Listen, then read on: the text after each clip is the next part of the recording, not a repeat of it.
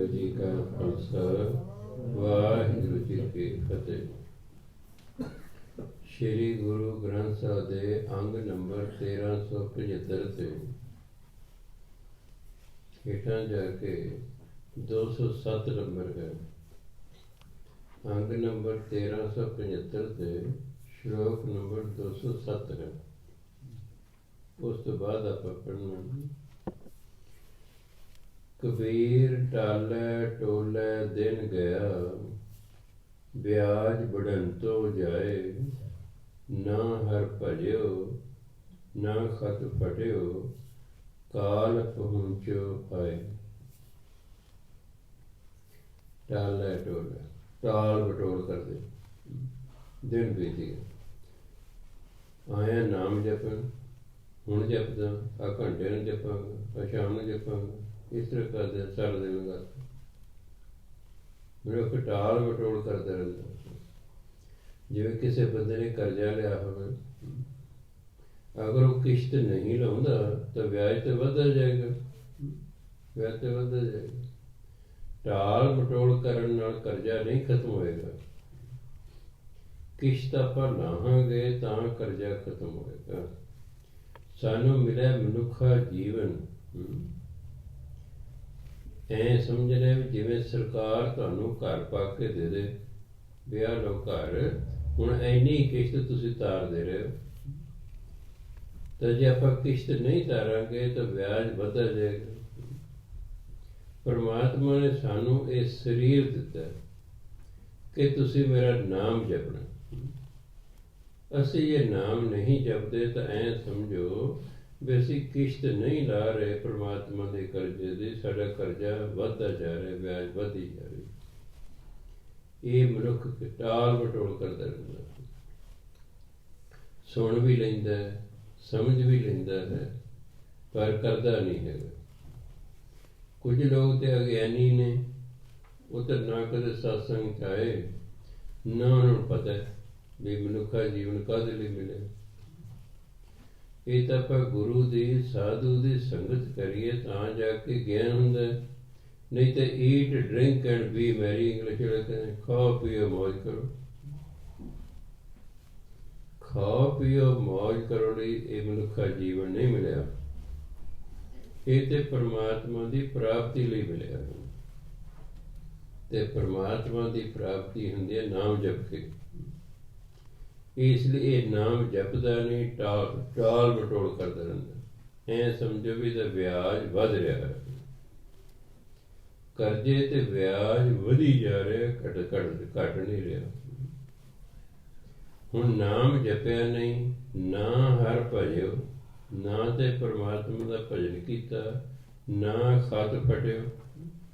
ਜਿਹੜਾ ਇਹਦਾ ਹਿਸਾਬ ਕਿਤਾਬ ਸੀ ਨਾ ਉਹ ਖਤਮ ਹੋਇਆ। ਕਿਉਂਕਿ ਜੇ ਕਰਜ਼ਾ ਲਾਉਂਦਾ ਤੇ ਤਾਂ ਹਿਸਾਬ ਕਿਤਾਬ ਖਤਮ ਹੁੰਦਾ। ਨਾਮ ਜਪਿਆ ਨਹੀਂ ਇਸ ਲਈ ਕਰਜ਼ਾ ਖੜਾ। ਹਰੀ ਦਾ ਭਜਨ ਕੀਤਾ ਨਹੀਂ, ਨਾ ਖਤ ਫਟਿਓ ਇਸ ਲਈ ਜਿਹੜਾ ਹਿਸਾਬ ਤਾਂ ਕਾਗਜ਼ ਸੀ ਉਹ ਫਟਿਆ ਨਹੀਂ ਹੈ। ਕਾਲ ਪਹੁੰਚੋ ਆਏ ਅਤੇ ਮੌਤ ਸਿਰ ਤੇ ਆ ਗਈ ਹੈ। ਮੌਤ ਪਹੁੰਚ ਗਈ ਹੈ, ਜਮ ਕਾਲ ਪਹੁੰਚ ਗਿਆ ਹੈ, ਮੌਤ ਸਿਰ ਤੇ ਆ ਗਈ ਹੈ। ਤੇ ਜਿਹੜਾ ਹੈ ਇਹ ਕਰਜ਼ੇ ਵਾਲਾ ਜਿਹੜਾ ਕਾਗਜ਼ ਸੀ ਉਹ ਫਟਿਆ ਨਹੀਂ ਹੈ। ਕਿਉਂ? ਨਾਮ ਜਪਿਆ ਨਹੀਂ। ਕਿਉਂ ਨਹੀਂ ਜਪਿਆ? ਟਾਲ ਮਟੋਲ ਕਰਦਾ ਰਿਹਾ। ਅੱਜ ਜਪਦਾ, ਕੱਲ੍ਹ ਨੂੰ ਜਪ ਦਾਂਗਾ, ਅਗਲੇ ਮਹੀਨੇ ਤੋਂ ਸ਼ੁਰੂ ਕਰਾਂਗਾ, ਅਗਲੇ ਸਾਲ ਤੋਂ ਸ਼ੁਰੂ ਕਰਾਂਗਾ, ਮੈਂ ਕੁੜੀ ਦਾ ਵਿਆਹ ਕਰਨਾ ਫਿਰ ਸ਼ੁਰੂ ਕਰਾਂਗਾ, ਮੈਂ ਫਲਾਣਾ ਕੰਮ ਮੁਕਾ ਲਾਂ ਫਿਰ ਸ਼ੁਰੂ ਕਰਾਂਗਾ। ਇਸ ਦੇ ਵਿੱਚ ਨਾ ਸ਼ਬਦ ਹੈ। ਦੇਖੋ ਕਬੀਰ ਟਾਲੇ ਟੋਲੇ ਦਿਨ ਗਿਆ ਵਿਆਜ बढ़ंतो ਜਾਏ।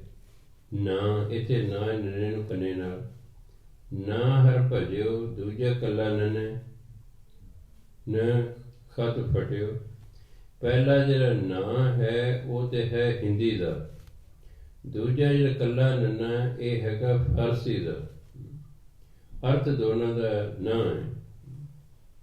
ਹਿੰਦੀ ਜੀ ਨੰਨੇ ਨੂੰ ਕੰਨਾ ਲੱਗਾ, ਫਾਰਸੀ ਵਾਲਾ ਨੰਨੇ ਨੂੰ ਕੰਨੇ ਤੋਂ ਬਿਨਾਂ ਹੈ ਨ। ਇਹਦੇ ਦੋ ਚਰਨ ਨ ਜਾਂ ਨਾ। ਜੈਨ ਬੋਲੇ ਨ, ਜਾਂ ਬੋਲੇ ਨਾ। ਸੋ ਜਿਹੜਾ ਕੰਨਾਂ ਵਾਲਾ ਹੈ ਉਹ ਹਿੰਦੀ ਦਾ ਸ਼ਬਦ ਨਾ ਹੈ, ਜਿਹੜਾ ਕੰਨੇ ਤੋਂ ਬਿਨਾਂ ਹੈ ਇਹ ਫਾਰਸੀ ਦਾ ਸ਼ਬਦ ਹੈ। ਸੋ ਨਾਮ ਨਾ ਜਪਣ ਕਾਰਨ ਟਾਲ ਮਟੋਲ ਕਰਦਾ ਰਿਹਾ, ਐ ਸਮਝੋ ਵੀ ਕਰਜ਼ਾ ਵੱਧ ਰਿਹਾ ਹੈ, ਵਿਆਜ ਵੱਧ ਰਿਹਾ ਹੈ। ਇਸ ਲਈ ਜਿਹੜਾ ਕਰਜ਼ੇ ਵਾਲਾ ਕਾਗਜ਼ ਸੀ ਉਹ ਫਟਿਆ ਨਹੀਂ ਹੈ ਤੇ ਮੌਤ ਸਿਰ ਤੇ ਆ ਗਈ ਹੈ। ਉਹ ਫਿਰ ਅੱਗੇ ਜਾ ਕੇ ਜਦੋਂ ਹਿਸਾਬ ਕਿਤਾਬ ਹੋਵੇਗਾ ਫਿਰ ਉਹ ਤੇ ਸਜ਼ਾ ਮਿਲੇਗੀ, ਉੱਥੇ ਸਜ਼ਾ ਮਿਲੇਗੀ ਵੀ ਤੂੰ ਕਰਜ਼ਾ ਲਾਇਆ ਕਿਉਂ ਨਹੀਂ, ਤੇਰੇ ਸਿਰ ਤੇ ਕਰਜ਼ਾ ਸੀ, ਤੂੰ ਕਰਜ਼ਾ ਲਾਇਆ ਕਿਉਂ ਨਹੀਂ, ਨਾਮ ਕਿਉਂ ਨਹੀਂ ਜਪਿਆ ਤੂੰ। ਫਿਰ ਉਹਨਾਂ ਨੇ ਕੁੱਟਣਾ ਹੈ, ਉਹਨਾਂ ਜਿਮ ਰੱਖੇ ਹੋਏ ਨੇ। ਇਸ ਲਈ ਕਬੀਰ ਸਾਹਿਬ ਸਮਝਾ ਰਹੇ ਮੈਨੂੰ, ਭਾਈ ਟਾਲ ਮਟੋਲ ਨਾ ਕਰੋ, ਪਤਾ ਨਹੀਂ ਕਦੋਂ ਮੌਤ ਆ ਜਾਣੀ ਹੈ, ਇਹ ਕੋਈ ਗਰੰਟੀ ਨਹੀਂ ਅਸੀਂ ਕਿੰਨੇ ਦਿਨ ਹੋਰ ਜਿਉਣਾ ਹੈ, ਕੁਝ ਪਤਾ ਨਹੀਂ। ਹਮ ਆਦਮੀ ਹਾਂ ਇੱਕਦਮ ਹੀ, ਮੋਹਲਤ ਮੋਹਤ न ਜਾਣਾ। ਦਾਮ ਹੁੰਦਾ ਸਵਾਸ, ਸਵਾਸ ਆ ਗਿਆ ਅਸੀਂ ਆਦਮੀ ਹਾਂ, ਨਹੀਂ ਸਵਾਸ ਆਇਆ ਤੇ ਖਤਮ ਕਰ। ਇਸ ਲਈ ਕਿਸੇ ਨੂੰ ਕੋਈ ਪਤਾ ਨਹੀਂ ਉਹਨੇ ਕਿੰਨਾ ਸਮਾਂ ਹੋਰ ਜਿਉਣਾ ਹੈ। ਮੌਤ 5 ਮਿੰਟਾਂ ਬਾਅਦ ਵੀ ਅਸਲੇ ਤੇ ਮੌਤ ਹੋ ਸਕਦੀ, 50 ਸਾਲ ਵੀ ਨਾ ਹੋਵੇ।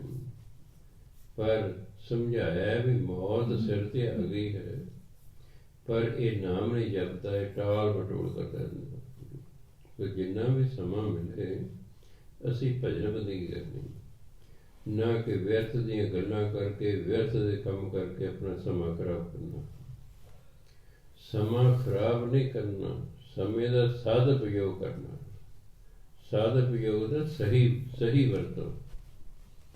मैं कितनी बारी कहा साढ़े को जो कुछ भी है वो सानू वरतने नहीं आउंदा, वो वरतने नहीं आउंदा। इस करके असीं दुखी रहने हैं। जिन्हों कोई चीज़ ना ना वरतनी आवे उन्होंने कहते हैं कुचज्जा, उन्होंने की कहते हैं कुचज्जा। ते कुचज्जे बंदे कदे सुखी नहीं होया करते। जे किसी को पैसा है उन्होंने पैसा नहीं वरतना आउंदा, वो उजाड़दा है उसनूं, फिर भुखा नंगा हो जाता। आ विआहां ते किन्ना खर्चा कीता जांदा, हालांकि थोड़े खर्चे नाल सर सकता है। जो थोड़े नाल सर सकता है तो फिर बहुता खर्चण की की लोड़ है। हाँ जिन्होंने हराम की कमाई है बहुत पैसा तो जो मर्जी पे करना, पर एक गरीब बंदा है वो अमीर की नकल करके औखा हो रहा है। कई फुकरे लोग होंदे ने, हौमे दे मारे लोग होंदे ने, वो भी वित्त तो वाधू खर्चा करते, वित्त तो वाधू खर्चा करते। सो इसलिए जो साढ़े कोले है, मैं बड़े ध्यान नाल वेखदा रहां लोकां दी जिंदगी नूं कि इन्हां कोले जो कुछ है वो इन्हां नूं वरतने नहीं आउंदा, इस करके दुखी ने। है कोल सब कुछ, वो वरतना नहीं आउंदा, वो वरतना नहीं आउंदा। समय कोल वो वरतना नहीं आउंदा, वो वारागर्दी जे पुठे कम्मां च वो समा लगांदे ने। पैसा है वो उजाड़न च, नशियां च, विआहां च होर व्यर्थ दा खर्च करदे। कोल जे सेहत है, तंदुरुस्ती है, ये पुठे काम करदा, लड़ाइयां झगड़े करदा है। और जिन्ने लड़ाइयां झगड़े तंदुरुस्त बंदे ही करदे ने। जेलां च तंदुरुस्ती बैठे ने, बीमार बंदा किवें जेल जाएगा? बीमार बंदा लड़ ही नहीं सकदा किसी नाल, जेल कित्थों होनी। सो तुसीं कदे भी देखो ध्यान नाल, ਇਹ ਮਨੁੱਖ ਕੋਲੇ ਹੈ ਤਾਂ ਬਹੁਤ ਕੁਛ, ਪਰ ਉਹਨੂੰ ਵਰਤਣਾ ਨਹੀਂ ਆਉਂਦਾ ਹੈ, ਇਸ ਕਰਕੇ ਦੁਖੀ ਹੈ। ਸੋ ਸਾਡੇ ਕੋਲੇ ਟਾਈਮ ਹੈ ਤੇ ਕਬੀਰ ਸਾਹਿਬ ਕਹਿੰਦੇ ਭਾਈ ਤੂੰ ਨਾਮ ਜਪ ਲੈ, ਇਹ ਟਾਲ ਮਟੋਲ ਕਰਦਾ ਰਹਿੰਦਾ, ਇਹਨੇ ਤੈਨੂੰ ਫਿਰ ਮੌਤ ਦਾ ਸੁਨੇਹਾ ਆ ਜਾਂਦਾ। ਇਸ ਲਈ ਉਹ ਜੇ ਪਰਮਾਤਮਾ ਵੱਲੋਂ ਜਿਹੜਾ ਸੀ ਕਰਜ਼ਾ ਸੀ, ਉਹ ਕਰਜ਼ਾ ਤੇ ਖੜਾ, ਵਿਆਜ ਵਧੀ ਜਾਂਦਾ ਉਹਦਾ। ਅੱਗੇ ਮਹਿਲਾ ਪੰਜਵਾਂ ਪੰਚਮ ਪਾਤਸ਼ਾਹ ਫਰਮਾਨ ਕਰਦੇ ਨੇ, ਕਬੀਰ ਕੂਕਰ ਭੌਂਕਣਾ ਕਰੰਗ ਪਿਛੇ ਉੱਠ ਧਾਏ। ਬਾਬਾ ਜੀ ਭਰੇਗਾ ਇਹ ਕਬੀਰ ਧਰਤੀ 209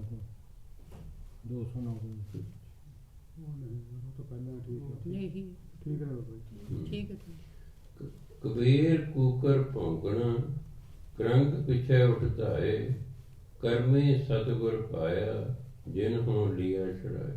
ਕੂਕਰ ਕੁੱਤੇ ਨੂੰ ਕਹਿੰਦੇ। ਕਰੰਗ ਹੁੰਦਾ ਉਹ ਹੱਡੀ ਜਿਸ ਤੇ ਮਾਸ ਨਾ ਹੋਵੇ, ਉਹ ਹੱਡੀ ਜਿਸ ਤੇ ਮਾਸ ਨਾ ਹੋਵੇ ਉਹਨੂੰ ਕਹਿੰਦੇ ਨੇ ਕਰੰਗ। ਤੁਸੀਂ ਕਦੇ ਕੁੱਤੇ ਨੂੰ ਵੇਖਿਆ ਹੱਡੀ ਦੇ ਮਾਸ ਨਹੀਂ ਹੁੰਦਾ, ਉਹ ਹੱਡੀ ਨੂੰ ਫਿਰ ਵੀ ਚੁੱਸੀ ਜਾਂਦਾ। ਉਹ ਕੀ ਕਹਿੰਦਾ ਉਹਦੇ ਮਸੂੜਿਆਂ ਦੇ ਵਿੱਚੋਂ ਹੀ ਖੂਨ ਨਿਕਲੀ ਜਾਂਦਾ। ਉਹਨੂੰ ਉਹ ਸਮਝਦਾ ਪਤਾ ਨਹੀਂ ਮੈਂ ਮੀਟ ਖਾ ਰਿਹਾ, ਹੱਡੀ ਦਾ ਮਾਸ ਖਾ ਰਿਹਾ, ਹਾਗ ਹੁੰਦਾ ਪਰ ਵਿਅਰਥ ਕੰਮ ਕਰ ਰਿਹਾ। ਹੱਡੀ ਕਿਤੇ ਲੱਭ ਗਈ ਹੈ ਉਹਨੂੰ ਹੀ ਚੁੱਸੀ ਜਾਂਦਾ ਕੁੱਤਾ, ਵਿਅਰਥ ਵੀ ਉੱਤੇ ਮਾਸ ਹੀ ਨਹੀਂ ਲੱਗਾ ਵੀ ਤੂੰ ਦੱਸ ਕੀ ਕਰਦਾ। ਇਹੀ ਮਨੁੱਖ ਜਿਹੜਾ ਹੈ ਕੁੱਤੇ ਦੀ ਇੱਕ ਆਦਤ ਹੈ, ਦੂਜੇ ਕੁੱਤੇ ਨੂੰ ਵੇਖ ਕੇ ਭੌਂਕਦਾ ਵਾ, ਉਹ ਦੂਜੇ ਕੁੱਤੇ ਨੂੰ ਸਹਿਣ ਨਹੀਂ ਕਰਦਾ। ਕਹਾਵਤ ਹੈ ਕੁੱਤਾ ਕੁੱਤੇ ਦਾ ਵੈਰੀ, ਕੁੱਤਾ ਕੁੱਤੇ ਦਾ ਵੈਰੀ ਹੁੰਦਾ। ਕੁੱਤਾ ਦੂਜੇ ਕੁੱਤੇ ਨੂੰ ਭੌਂਕਦਾ ਹੈ। ਇਹ ਕਰੰਗ ਦੇ ਪਿੱਛੇ ਭੌਂਕੀ ਜਾਂਦਾ, ਮਾਸ ਹੈ ਹੀ ਨਹੀਂ ਉਹਦੇ ਤੇ, ਉਹਨੂੰ ਚੂਸਣ ਤੇ ਲੱਗਾ ਹੋਇਆ। ਤੇ ਜੇ ਕੋਈ ਹੋਰ ਆਉਂਦਾ ਤਾਂ ਉਹਨੂੰ ਭੌਂਕਦਾ ਵੀ ਹਾਂ ਤੂੰ ਕਿਉਂ ਇੱਥੇ ਆਇਆ। ਭਾਵ ਇਹ ਮਨੁੱਖ ਵਿਅਰਥ ਕੰਮ ਕਰਦਾ ਰਹਿੰਦਾ। ਇਹ ਵਿਅਰਥ ਹੀ ਹੈ ਨਾ ਵੀ ਹੱਡੀ ਦੇ ਮਾਸ ਹੀ ਕੋਈ ਨਹੀਂ ਤੇ ਕੁੱਤੇ ਨੂੰ ਮੂੰਹ 'ਚ ਭਰ ਕੇ ਹੱਡੀ ਉਹਨੂੰ ਚੁੱਪੀ ਜਾਂਦਾ। ਇਸ ਤਰ੍ਹਾਂ ਮਨੁੱਖ ਕੁੱਤੇ ਦੀ ਤਰ੍ਹਾਂ, ਕਿਉਂ ਕੁੱਤਾ ਲਾਲਚੀ ਗਿਣਿਆ ਗਿਆ ਹੈ, ਹੋਰ ਕਿਸੇ ਜਾਨਵਰ ਨੂੰ ਲਾਲਚੀ ਨਹੀਂ ਕਿਹਾ ਗਿਆ, ਕੁੱਤੇ ਨੂੰ ਲਾਲਚੀ ਗਿਆ। ਗ੍ਰੀਡੀ ਡੌਗ ਹੈ, ਗ੍ਰੀਡੀ ਕੈਟ ਨਹੀਂ, ਗ੍ਰੀਡੀ ਰੈਟ ਨਹੀਂ, ਗ੍ਰੀਡੀ ਬਫਲੋ ਨਹੀਂ, ਗ੍ਰੀਡੀ ਕਾਓ ਨਹੀਂ ਨਾ, ਗ੍ਰੀਡੀ ਡੌਗ ਹੀ ਬਣਿਆ ਗਿਆ ਹੈ। ਇਹ ਲਾਲਚੀ ਹੈ, ਇਹ ਵਿਅਰਥ ਦੇ ਕੰਮਾਂ ਪਿੱਛੇ ਫਿਰੀ ਜਾਂਦਾ।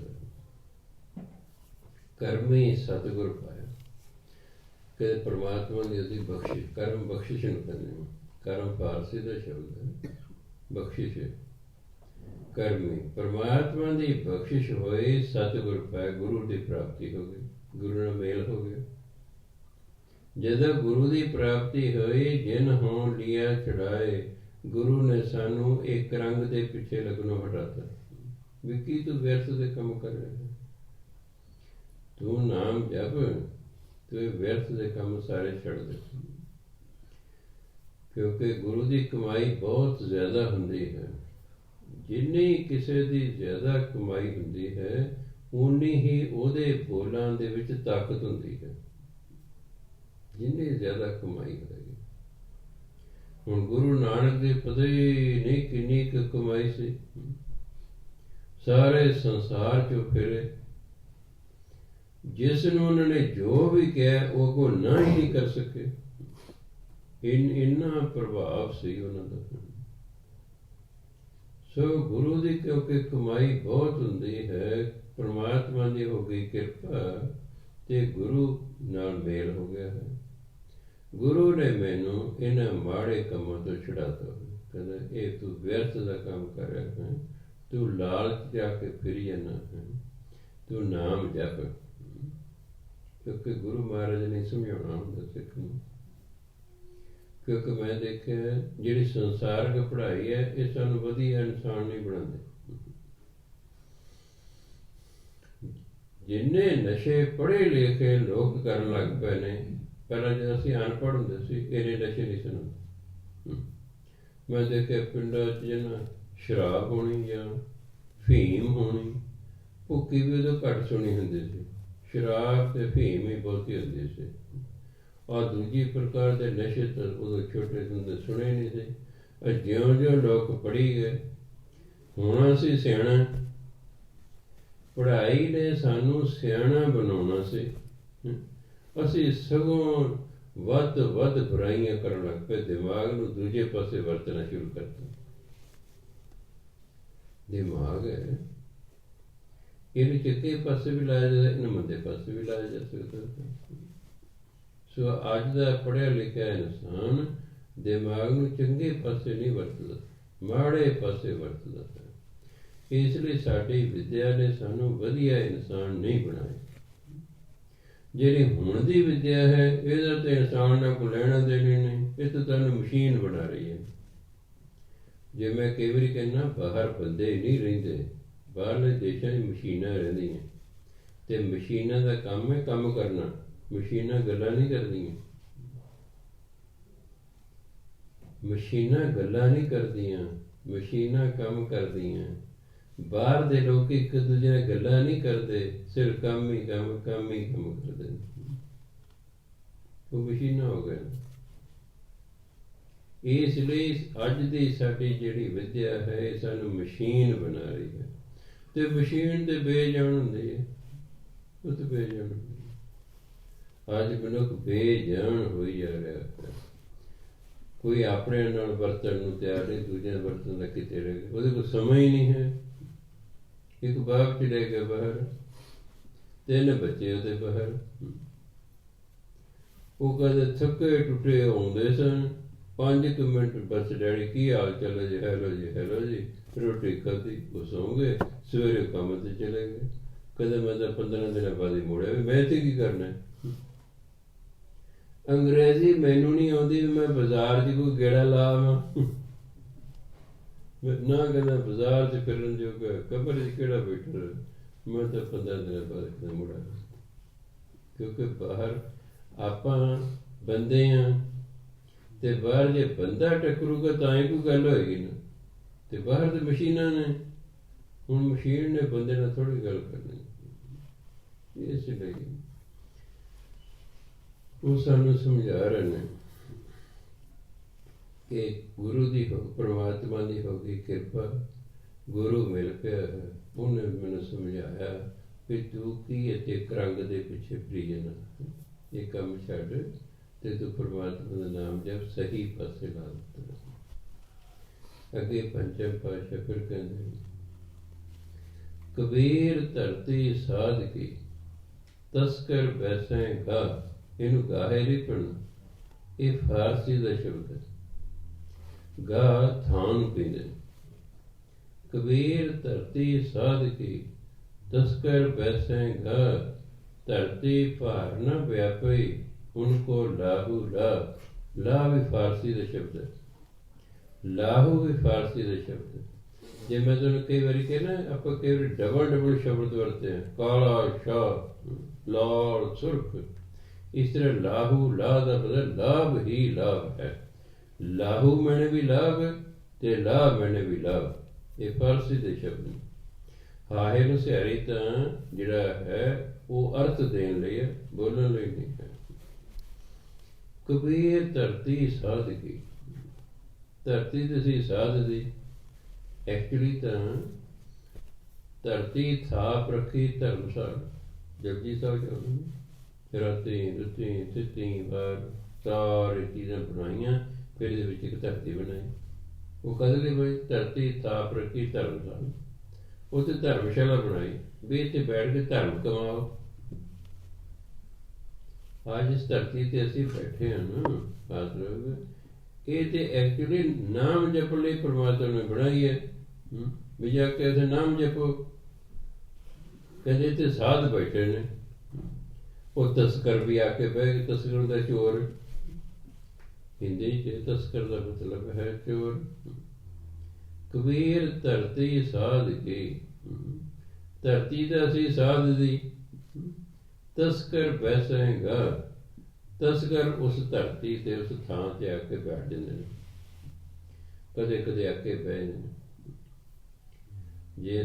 ਜੇ ਅੰਦਰ ਆ ਕੇ ਬੈਠ ਗਏ ਮੰਨ ਲਈ, ਫਿਰ ਵੈਸੇ ਨਹੀਂ ਸੀ ਹੁਣ।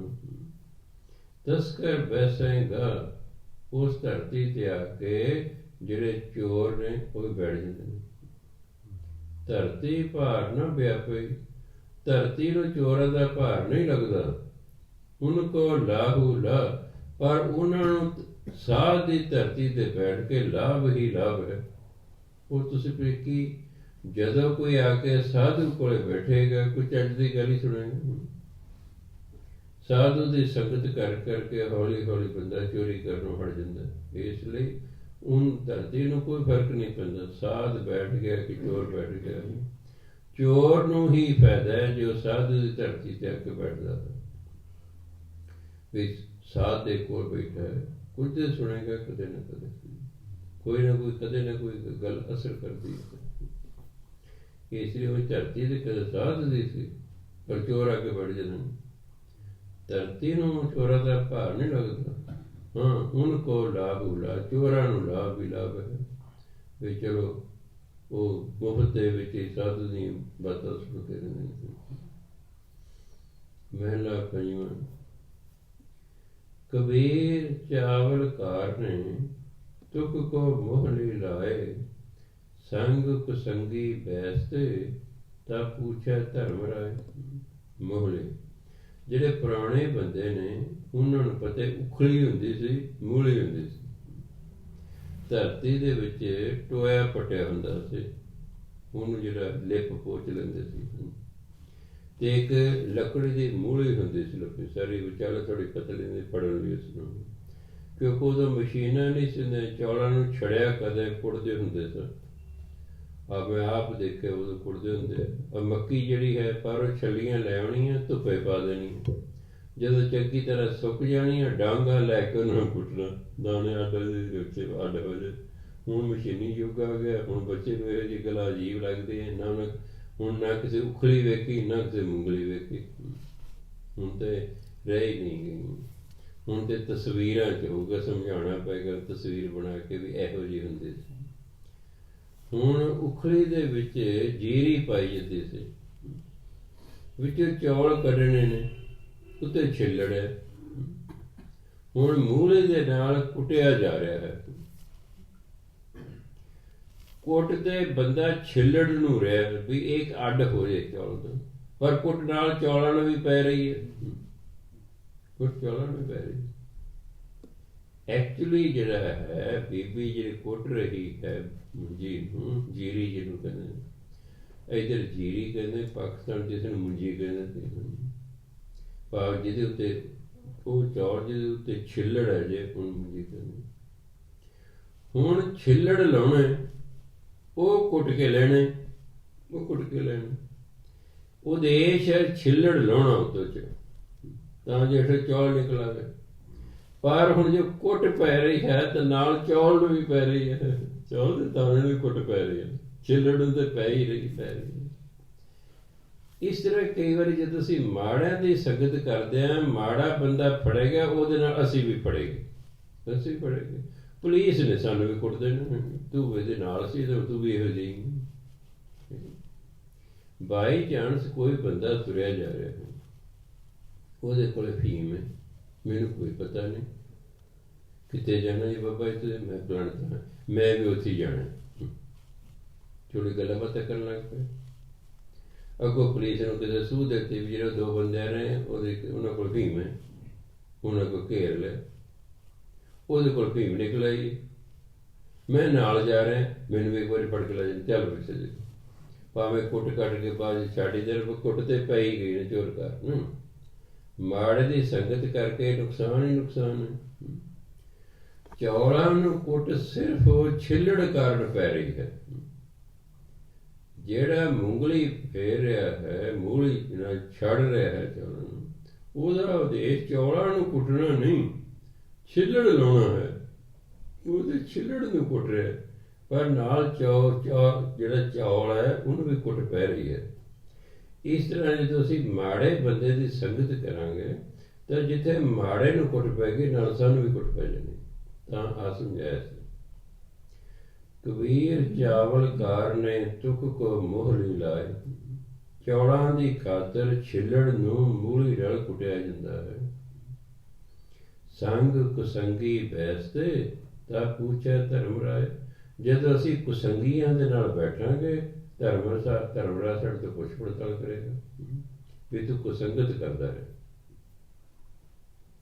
ਕੁਸੰਗੀ ਜਿਹੜਾ ਸੀ ਉਹਨੂੰ ਤੇ ਸਜ਼ਾ ਧਰਮਰਾਜ ਨੇ ਦੇਣ, ਨਾਲ ਨਾਲ ਸਾਨੂੰ ਵੀ ਭੇਜਣ, ਤੂੰ ਉਹਨੇ ਸੰਗਤ ਕਰਦਾ ਸੀ। ਇਸ ਲਈ ਸਤ ਸੰਗੀਆਂ ਦੀ ਸੰਗਤ ਕਰਨੀ, ਕੁਸੰਗੀਆਂ ਦੀ ਨਹੀਂ ਕਰਨੀ। ਸਮਝਾਇਆ ਆ ਹੈ, ਕੁਸੰਗੀਆਂ ਨੂੰ ਤਾਂ ਸਜ਼ਾ ਮਿਲਣੀ ਹੀ ਮਿਲਣੀ, ਜੇ ਤੁਸੀਂ ਉਹਨਾਂ ਦੀ ਸੰਗਤ ਕਰੋਗੇ ਤੁਹਾਨੂੰ ਵੀ ਨਾਲ ਮਿਲੇਗੀ। ਜਦੋਂ ਅਹਿਮਦਾਬਾਦ ਤੇ ਬਾਬਰ ਨੇ ਹਮਲਾ ਕੀਤਾ 1521 ਸਾਲ 'ਤੇ, ਬਹੁਤ ਸਾਰੇ ਨਿਰਦੋਸ਼ ਲੋਕ ਮਾਰੇ ਗਏ। ਬਾਅਦ 'ਚ ਮਰਦਾਨਾ ਹੀ ਪੁੱਛਦੇ, ਕਹਿੰਦੇ ਬਾਬਾ ਜੀ ਕਸੂਰ ਤੇ ਨਾ ਰਾਜਾ ਮਹਾਰਾਜਿਆਂ ਦਾ ਸੀ, ਇੰਨੇ ਲੋਕ ਮਾਰੇ ਗਏ ਨੇ। ਕਹਿੰਦੇ ਕੋਈ ਨਹੀਂ, ਕੋਈ ਦਿਨਾਂ ਬਾਅਦ ਤੈਨੂੰ ਜਵਾਬ ਦਿਆਂਗੇ। ਕੋਈ ਦਿਨਾਂ ਬਾਅਦ ਦੁਪਹਿਰ ਦਾ ਵੇਲਾ ਹੈ, ਕਿੱਕਰ ਦੇ ਦਰਖਤ ਹੇਠਾਂ ਬੈਠੇ ਨੇ। ਕਿੱਕਰ ਦੇ ਕੀੜੇ ਕੀੜੀਆਂ ਜ਼ਰੂਰ ਹੁੰਦੇ ਨੇ, ਕਿਉਂ ਕਿੱਕਰ ਨੂੰ ਦੀ ਗੂੰਦ ਲੱਗੀ ਹੋਈ। ਹੁਣ ਤੇ ਕਿੱਕਰ ਹੀ ਘਟ ਗਏ ਨੇ, ਨਹੀਂ ਤਾਂ ਉਹਦੀ ਗੂੰਦ ਲੱਗੀ ਤੇ ਗੂੰਦ ਨੂੰ ਖਾਣ ਲਈ ਕੀੜੇ ਕੀੜੀਆਂ ਚੜ ਜਾਂਦੇ ਨੇ। ਲਓ ਜੀ, ਕੋਈ ਪਰੌਂਠੇ ਲਾਇਆ, ਉਹਦੇ ਉੱਪਰ ਕਿਸੇ ਨੇ ਬਨੈਣਾ ਪਾਈਆਂ ਹੁੰਦੀਆਂ ਸੀ। ਜੇ ਬਨੈਣ ਤਾਂ ਹੁਣ ਵੀ ਬੰਦੇ ਨੇ ਪਾਈ ਦੀ, ਜੇ ਜਨਾਨੀ ਤਾਂ ਪਾਈ ਹੀ ਨਹੀਂ ਹੁੰਦੀ। ਕੁਆਰੀ ਕੁੜੀ ਭਾਵੇਂ ਕਿਸੇ ਪਾਈ ਦੇ, ਉਹਨੂੰ ਏਟਾ ਸ਼ਬੀਜ਼ ਬਣ ਕੀ ਕਹਿੰਦੇ ਨੇ। ਔਰ ਜਿੰਨੀਆਂ ਵਿਆਹੀ ਜਨਾਨੀ ਕਿਸੇ ਨੇ ਬਨੈਣ ਨਹੀਂ ਪਾਈ ਹੁੰਦੀ, ਉਹਨਾਂ ਦਾ ਢਿੱਡ ਵੀ ਦਿਸ ਰਿਹਾ ਹੁੰਦਾ, ਪਿੱਠ ਵੀ ਦਿਸ ਰਹੀ ਹੁੰਦੀ, ਪਤਲੇ ਕੱਪੜੇ ਉਹਨਾਂ ਦੇ ਹੁੰਦੇ ਨੇ। ਇਹ ਬਨੈਣ ਨਹੀਂ ਪਾਉਂਦੀ। ਉਦੋਂ ਹੁੰਦੀ ਕੋਈ ਨਹੀਂ ਹੋਣੀ ਬਨੈਣ। ਗਰਮੀਆਂ ਦੇ ਮੌਸਮ ਜਿਹਨੇ ਮਰਦਾਨਾ ਜਿਹਨੇ ਗਰਮੀ ਤੋਂ ਬਚਣ ਲਈ ਕਮੀਜ਼ ਲਾਇਆ ਹੋਇਆ ਹੈ। ਪਰੌਂਠੇ ਖਾ ਕੇ ਲੇਟ ਗਏ, ਕਿਤੇ ਕੋਈ ਨਾ ਕੋਈ ਤੁਬਕਾ ਜਿਹੜਾ ਘਿਓ ਦਾ ਛਾਤੀ ਤੇ ਡਿੱਗਿਆ ਰਹਿ ਗਿਆ। ਨੀਂਦ ਆ ਗਈ, ਕੀੜੀਆਂ ਚੜ ਗਈਆਂ। ਇੱਕ ਕੀੜੀ ਲੜ ਗਈ ਮਰਦਾਨਾ ਜੀ। ਉਪੜਵਾ ਉੱਠੇ, ਐ ਹੱਥ ਮਾਰਾ ਛਾਤੀ ਤੇ, 15-20 ਕੀੜੀਆਂ ਮਸਲਦੀਆਂ। ਗੁਰੂ ਮਹਾਰਾਜ ਮਰਦਾਨਾ ਜੀ, ਤੁਹਾਡੇ ਪ੍ਰਸ਼ਨ ਦਾ ਉੱਤਰ ਤੁਹਾਨੂੰ ਮਿਲ ਗਿਆ। ਤੁਹਾਨੂੰ ਇੱਕ ਕੀੜੀ ਲੜੀ ਨਾ, ਤੁਸੀਂ 15-16 ਮਾਰਤੀਆਂ ਹੋਈਆਂ। ਹੁਣ ਤਾਂ ਕੋਈ ਕਸੂਰ ਨਹੀਂ ਸੀ, ਉਹ ਕਿਉਂ ਮਾਰੀਆਂ ਨੇ? ਮਰਦਾਨਾ ਜੀ ਕਹਿੰਦਾ ਵੀ ਉਹ ਇਸ ਲਈ ਮਾਰੀਆਂ ਗਈਆਂ ਕਿ ਉਹਨਾਂ ਭੈੜੀ ਕੀੜੀ ਦੀ ਸੰਗਤ ਕੀਤੀ। ਉਹ ਇਸ ਲਈ ਮਾਰੀਆਂ ਗਈਆਂ।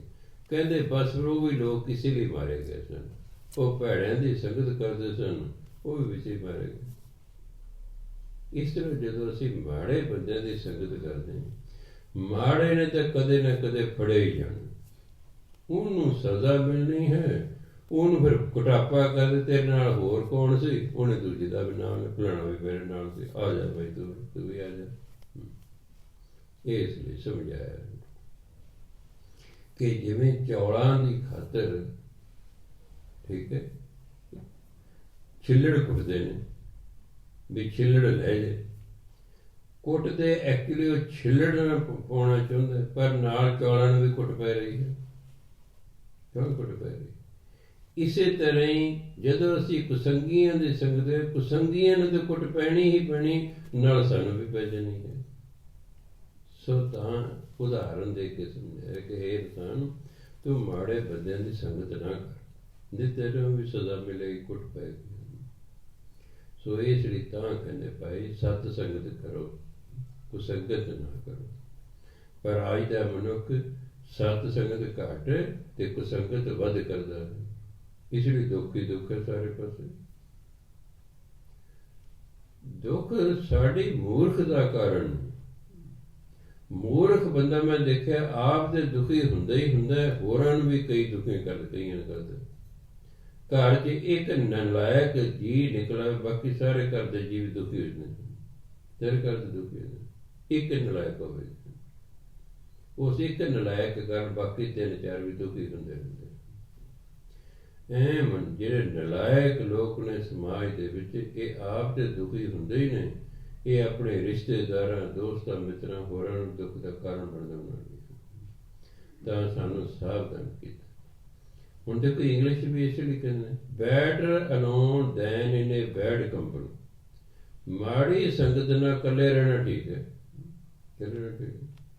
ਨਹੀਂ ਤੁਹਾਡਾ ਸਮਾਂ ਲੰਘ ਰਿਹਾ, ਇੰਨੀਆਂ ਵਧੀਆ ਕਿਤਾਬਾਂ ਨੇ ਮਾਰਕੀਟ ਦੇ ਵਿੱਚ, ਉਹ ਆਪਣੀ ਕਿਤਾਬਾਂ ਪੜ੍ਹੋ, ਲੋੜ ਹੀ ਨਹੀਂ ਕਿਸੇ ਬੰਦੇ ਦੀ। ਕਿਤਾਬਾਂ ਪੜ੍ਹੋ, ਕਿੱਡੀ ਵਧੀਆ ਸੰਗਤ ਹੈ। ਨਾਲੇ ਕਿਤਾਬ ਹਮੇਸ਼ਾ ਰਹਿਣ ਵਾਲੀ ਚੀਜ਼ ਹੈ, ਪੜ੍ਹ ਲਈ ਫਿਰ ਰੱਖ ਲਓ, ਜੇ ਫਿਰ ਟਾਈਮ ਲੱਗੇ ਫਿਰ ਪੜ੍ਹ ਲਓ, ਫਿਰ ਪੜ੍ਹ ਲਓ। ਇਹ ਨਹੀਂ ਕਿ ਦੂਜੀ ਵਾਰੀ ਪੜ੍ਹਨ ਨੂੰ ਜੀ, ਜਿਹੜੀ ਚੱਜ ਦੀ ਚੀਜ਼ ਹੈ ਉਹਦੇ ਵਾਰੀ ਪੜ੍ਹਨ ਨੂੰ ਜੀ ਕਰਦਾ ਹੈ। ਹਰ ਵਾਰ ਤੁਹਾਨੂੰ ਗਿਆਨ ਹੋਵੇਗਾ।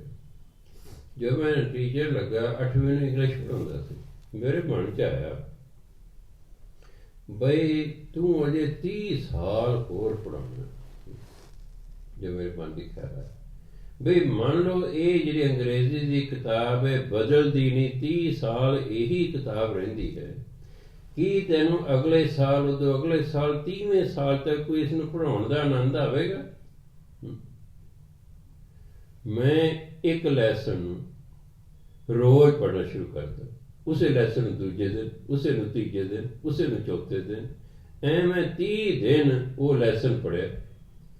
ਹਰ ਵਾਰ ਮੈਨੂੰ ਉਹਦੇ ਵਿੱਚ ਕੋਈ ਨਵੀਂ ਗੱਲ ਮਿਲੀ। ਮੈਂ ਇਸ ਲਈ ਜਿਹੜੀਆਂ ਕਿਤਾਬਾਂ ਨੇ ਕਦੇ ਪੁਰਾਣੀਆਂ ਨਹੀਂ ਹੁੰਦੀਆਂ, ਹਰ ਵਾਰ ਉਹਦੇ ਵਿੱਚ ਤੁਹਾਨੂੰ ਕੋਈ, ਹੁਣ ਦੇਖੋ ਆਪਾਂ ਰੋਜ਼ ਨਿਤਨੇਮ ਕਰਦੇ ਹਾਂ, ਇਹ ਪੁਰਾਣਾ ਹੁੰਦਾ ਕਦੇ? ਅਗਰ ਤੁਸੀਂ ਧਿਆਨ ਨਾਲ ਪੜ੍ਹਨ ਲੱਗ ਜਾਓ ਤਾਂ ਤੁਹਾਨੂੰ ਹਰ ਰੋਜ਼ ਵਿੱਚ ਕੋਈ ਨਾ ਕੋਈ ਨਵੀਂ ਗੱਲ ਮਿਲੇਗੀ। ਉਹ ਲਾਈਨਾਂ ਜਿਹਨੂੰ ਆਪਾਂ ਬੇਧਿਆਨੀ ਨਾਲ ਪੜ੍ਹ ਕੇ ਲੰਘ ਜਾਂਦੇ, ਜੇ ਕਦੇ ਰੁਕ ਗਏ ਇੱਕ ਲਾਈਨ ਤੇ ਪਤਾ ਲੱਗੇਗਾ ਵੀ ਹਾਂ ਆਹ ਤਾਂ ਖਿਆਲ ਹੀ ਨਹੀਂ ਸੀ ਮੈਨੂੰ। ਇਸ ਲਈ ਭੈੜੀ ਸੰਗਤ ਨਾਲੋਂ, ਮੰਨ ਲਓ ਤੁਸੀਂ ਵਿਹਲੇ ਹੋ, ਜੀ ਨਹੀਂ ਲੱਗਦਾ, ਤੁਹਾਨੂੰ ਸਤਸੰਗੀ ਨਹੀਂ ਮਿਲ ਰਿਹਾ, ਤਾਂ ਫਿਰ ਭਾਈ ਬਾਣੀ ਪੜ੍ਹੋ ਜਾਂ ਫਿਰ ਕਿਤਾਬਾਂ ਚੱਜਦੀਆਂ ਲੈ ਕੇ ਪੜ੍ਹੋ, ਉਹ ਵੀ ਸਾਨੂੰ ਸਿੱਖਿਆ ਦੇਣਗੇ। ਨਹੀਂ ਆਪ ਨੂੰ ਪਤਾ, ਕਿਸੇ ਸਿਆਣੇ ਨੂੰ ਪੁੱਛ ਲਓ ਜੀ, ਵੀ ਕੋਈ ਮੈਨੂੰ ਚੰਗੀ, ਤੁਸੀਂ ਤਾਂ ਕਿਸੇ ਦੇ ਘਰ ਚਲੇ ਗਏ, ਉੱਥੇ ਕਿਤਾਬਾਂ ਤੁਸੀਂ ਵੇਖੀਆਂ, ਹੁਣ ਕਹਿੰਦੇ ਵੀ ਨਾ ਜੀ ਕਿਹੜੀ ਵਧੀਆ ਕਿਤਾਬ ਹੈ, ਮੈਨੂੰ ਪੜ੍ਹਨੀ ਤੇ ਮੈਂ ਪੜ੍ਹ ਕੇ ਤੁਹਾਨੂੰ ਮੋੜ ਜਾਵਾਂਗਾ। ਕਿਉਂ ਨਹੀਂ ਲੋਕ ਕਿਤਾਬ ਦਿੰਦੇ? ਲੋਕ ਮੋੜ ਕੇ ਨਹੀਂ ਜਾਂਦੇ। ਆਹ ਸਮੱਸਿਆ। ਤੁਹਾਡੇ ਘਰੋਂ ਕੋਈ ਕਹੀ ਮੰਗ ਕੇ ਲੈ ਗਏ ਨਾ, ਲੈ ਮੋੜ ਕੇ ਨਹੀਂ ਜਾਵੇਗਾ, ਤੁਹਾਨੂੰ ਹੀ ਲਿਆਉਣੀ ਪੈਗੀ ਜਾ ਕੇ। ਨਹੀਂ ਜਦ ਨਹੀਂ ਮੋੜਦੇ ਲੋਕ,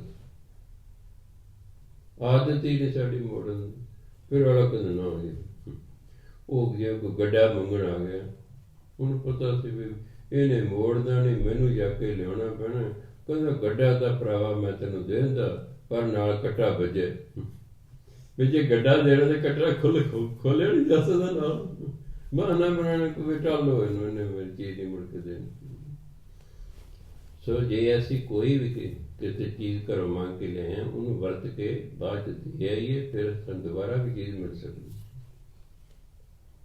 ਪੁਰਾਣੇ ਜ਼ਮਾਨੇ ਦੇਖਿਆ, ਜੇ ਕੜਾਹੀ ਕਿਸੇ ਘਰੋਂ ਮੰਗ ਕੇ ਲਿਆਉਣੇ, ਮੰਨ ਲਓ ਪੰਜੀਰੀ ਬਣਾਈ ਹੈ, ਉਹਦੀ ਕੜਾਹੀ ਖਾਲੀ ਨਹੀਂ ਸੀ ਮੁੜ ਕੇ ਨਾਲ ਜਿਹੜੀ ਪੰਜੀਰੀ ਬਣਾਈ, ਥੋੜ੍ਹੀ ਪੰਜੀਰੀ ਪਾਈ ਆ, ਅੱਧਾ ਸੇਰ ਪੰਜੀਰੀ ਉਹਨੂੰ ਦੇਣੀ ਨਾਲ, ਵੀ ਤਾਂ ਜੋ ਇਹ ਨਾ ਕਿ ਮੇਰੀ ਕੜਾਹੀ 'ਚ ਨਾ ਉਂਜੀ ਵਰਤ ਲਈ, ਮੈਨੂੰ ਕੋਈ ਕਿਰਾਇਆ ਕੋਲ ਦਿੱਤਾ ਕੋਈ ਨਹੀਂ, ਕਿਰਾਇਆ ਹੀ ਸਮਝੋ। ਹੋਰ ਕੀ ਜੋ ਕੁਛ ਬਣਾਇਆ ਉਹਦੇ ਭਾਂਡੇ 'ਚ, ਉਹ ਥੋੜ੍ਹਾ ਬਹੁਤ ਉਸਨੂੰ ਦੇਖ ਕੇ ਹੁਣ ਫਿਰ ਦੁਬਾਰਾ ਵੀ ਭਾਂਡਾ ਮਿਲ ਜਾਂਦਾ। ਅਤੇ ਜੇ ਅਸੀਂ ਕੜਾਹੀ ਰੱਖ ਲਈ, ਚੱਲ ਫਿਰ ਵੀ ਅਗਲੇ ਸਾਨੂੰ ਲੋੜ ਮੋੜਨ ਹੀ ਨਹੀਂ ਜਾਈਏ, ਤਾਂ ਫਿਰ ਅਗਲੇ ਇੱਕ ਵਾਰੀ ਕੜਾਹੀ ਆ ਕੇ ਲੈ ਜਾਏਗਾ, ਮੁੜ ਕੇ ਨਹੀਂ ਦਿੰਦਾ। ਕੋਈ ਮਨੁੱਖ ਦੀ ਕੋਈ ਆਦਤ ਹੈ ਵੀ ਇਹ ਚੀਜ਼ ਮੋੜ ਕੇ ਨਹੀਂ ਰਾਜੀ ਜਾਂਦਾ, ਹਾਲਾਂਕਿ ਵਰਤ ਲਈਏ, ਹੁਣ ਉਹਦੀ ਲੋੜ ਨਹੀਂ ਹੈਗੀ। ਸੋ ਇਸ ਲਈ ਇਹ ਜ਼ਿੰਦਗੀ ਜਿਹੜਾ ਬੜਾ ਧਿਆਨ ਨਾਲ ਜਿਉਣੀ ਪੈਂਦੀ ਹੈ। ਕਿਤਾਬ ਤੁਸੀਂ ਮੰਗ ਸਕਦੇ ਹੋ, ਪਰ ਮੋੜ ਕੇ ਜਾਓ ਫਿਰ ਤਾਂ ਹੋਰ ਮਿਲੇਗੀ, ਨਹੀਂ ਤੇ ਮੁੜ ਕੇ ਤੁਹਾਨੂੰ ਨਹੀਂ ਕਿਤਾਬ ਮਿਲਣੀ।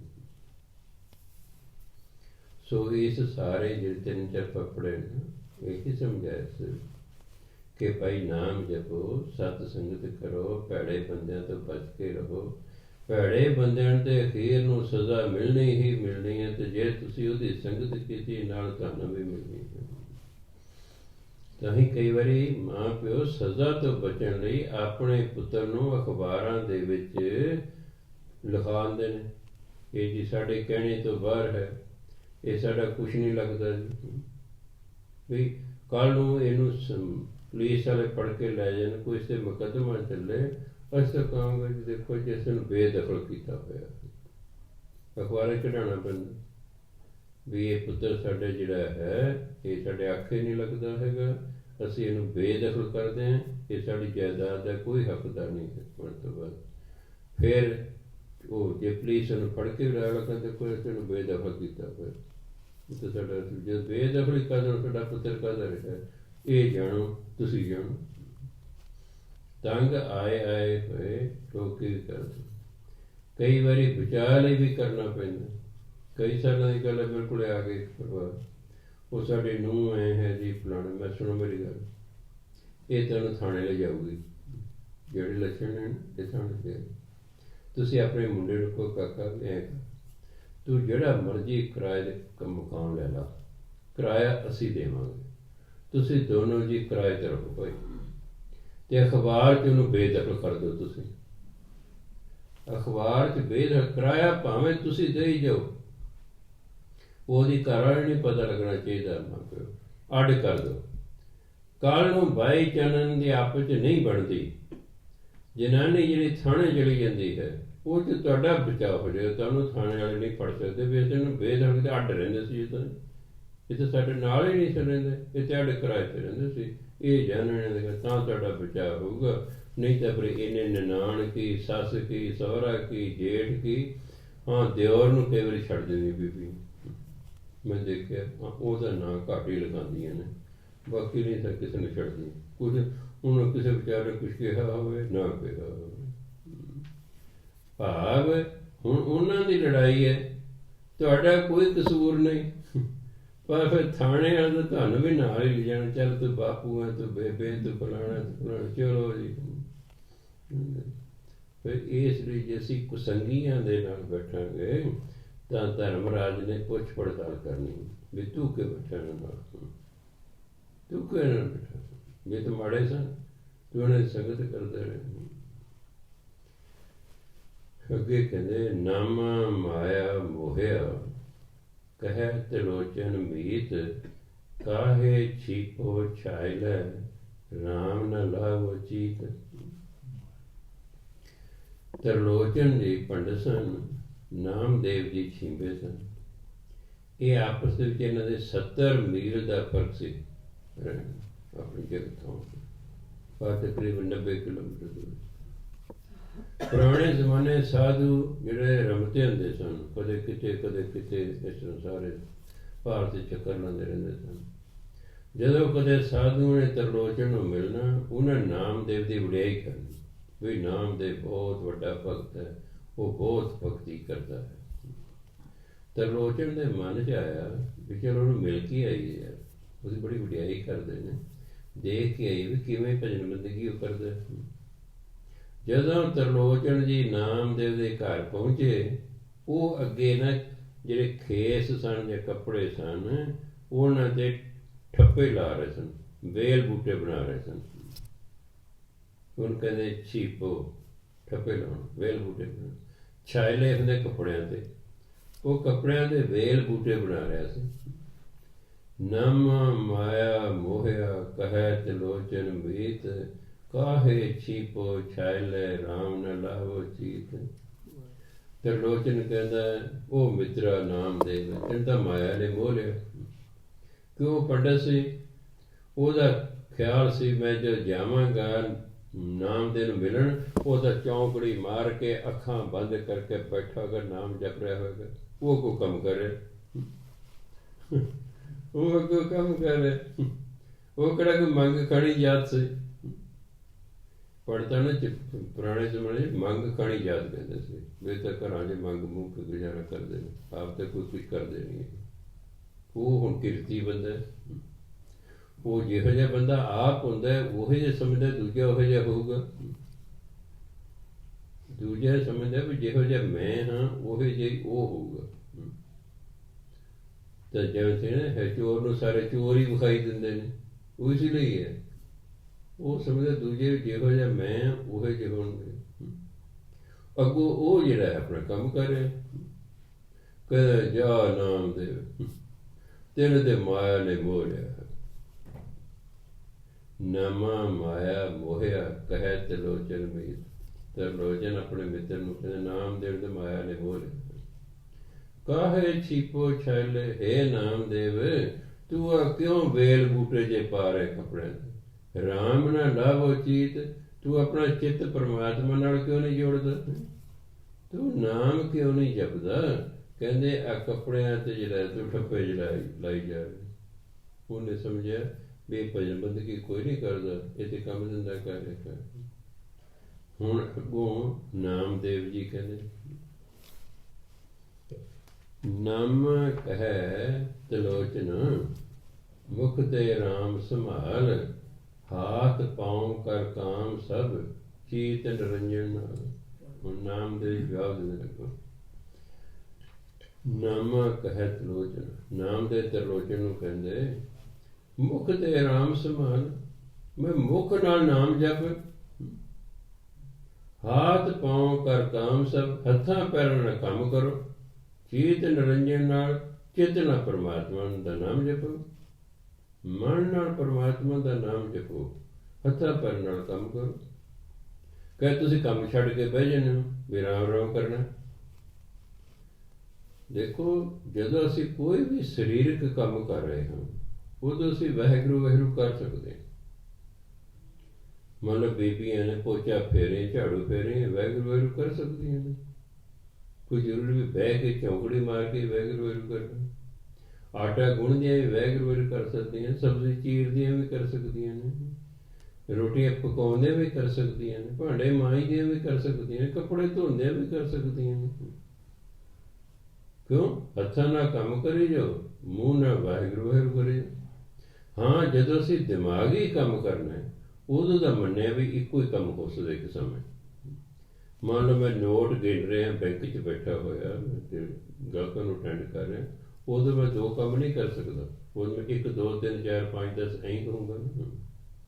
ਪਰ ਜਦੋਂ ਅਸੀਂ ਸਰੀਰ ਕੰਮ, ਹੁਣ ਉਸ ਵੇਲੇ ਨਾਮਦੇਵ ਜੀ ਸਰੀਰਕ ਕੰਮ ਕਰ ਰਹੇ ਸਨ, ਕੋਈ ਲਿਖਣ ਪੜ੍ਹਨ ਦਾ ਕੰਮ ਨਹੀਂ ਸੀ ਕਰ ਰਹੇ, ਸਰੀਰਕ ਕੰਮ ਕਰ ਰਹੇ ਸਨ। ਵੀ ਹੱਥਾਂ ਦੇ ਨਾਲ ਪੁੱਠਪੇ ਲਾ ਰਹੇ ਸਨ, ਵੇਲ ਬੁੱਟ ਬਣਾ ਰਹੇ ਸਨ।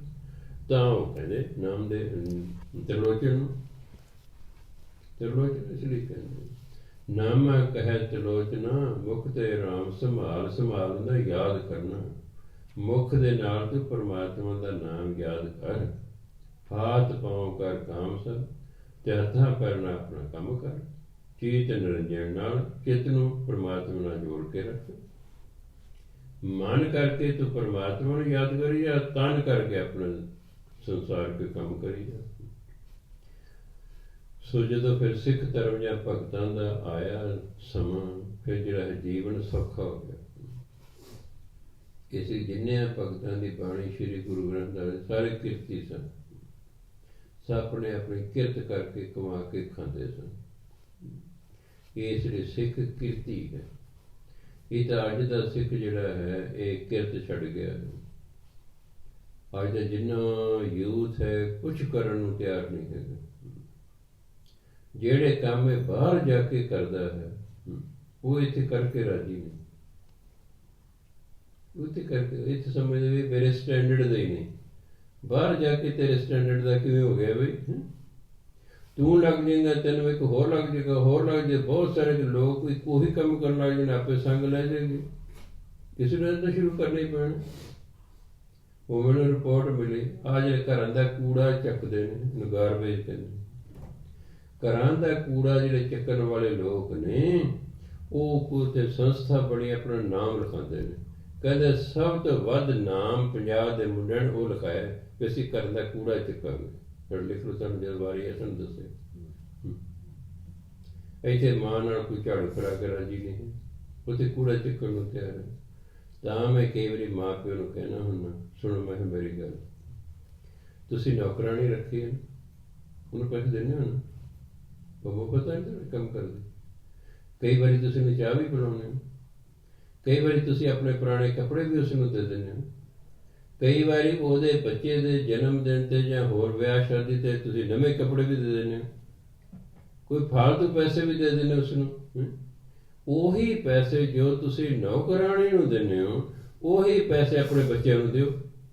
ਵੀ ਲੈ ਵੀ ਝਾੜੂ ਫਿਰ ਤੈਨੂੰ ਇੰਨੇ ਪੈਸੇ ਮਿਲਣਗੇ, ਲੈ ਵੀ ਤੂੰ ਕੱਪੜੇ ਤੋਂ ਤੈਨੂੰ ਇੰਨੇ ਪੈਸੇ ਮਿਲਣਗੇ, ਲੈ ਵੀ ਤੂੰ ਆਹ ਕੰਮ ਕਰ ਤੇਰੇ ਪੈਸੇ। ਮੈਂ ਪੈਸੇ ਬਾਹਰ ਵੀ ਤੇ ਪੈਸਿਆਂ ਦੇ ਲਾਲਚ ਜੀ ਕੰਮ ਕਰਦੇ ਨਾ, ਉਹ ਇੱਥੇ ਹੀ ਪੈਸੇ ਦੇਣ ਲੱਗ ਜਾਏ ਆਪਣੇ ਬੱਚਿਆਂ ਨੂੰ। ਨੌਕਰ ਰੱਖਣ ਦੀ ਲੋੜ ਨਹੀਂ, ਉਹ ਤੇਰੇ ਬੱਚੇ ਕੰਮ ਕਰਦੇ ਨੇ, ਦਿਓ ਪੈਸੇ ਉਹਨਾਂ ਨੂੰ। ਜੇ ਮਰਜ਼ੀ ਤਜਰਬਾ ਕਰਕੇ ਵੇਖ ਲਓ, ਲੱਗ ਜਾਣਗੇ ਬੱਚੇ। ਪੈਸੇ ਤਾਂ ਤਾਕਤ ਹੀ ਇੰਨੀ ਹੈ।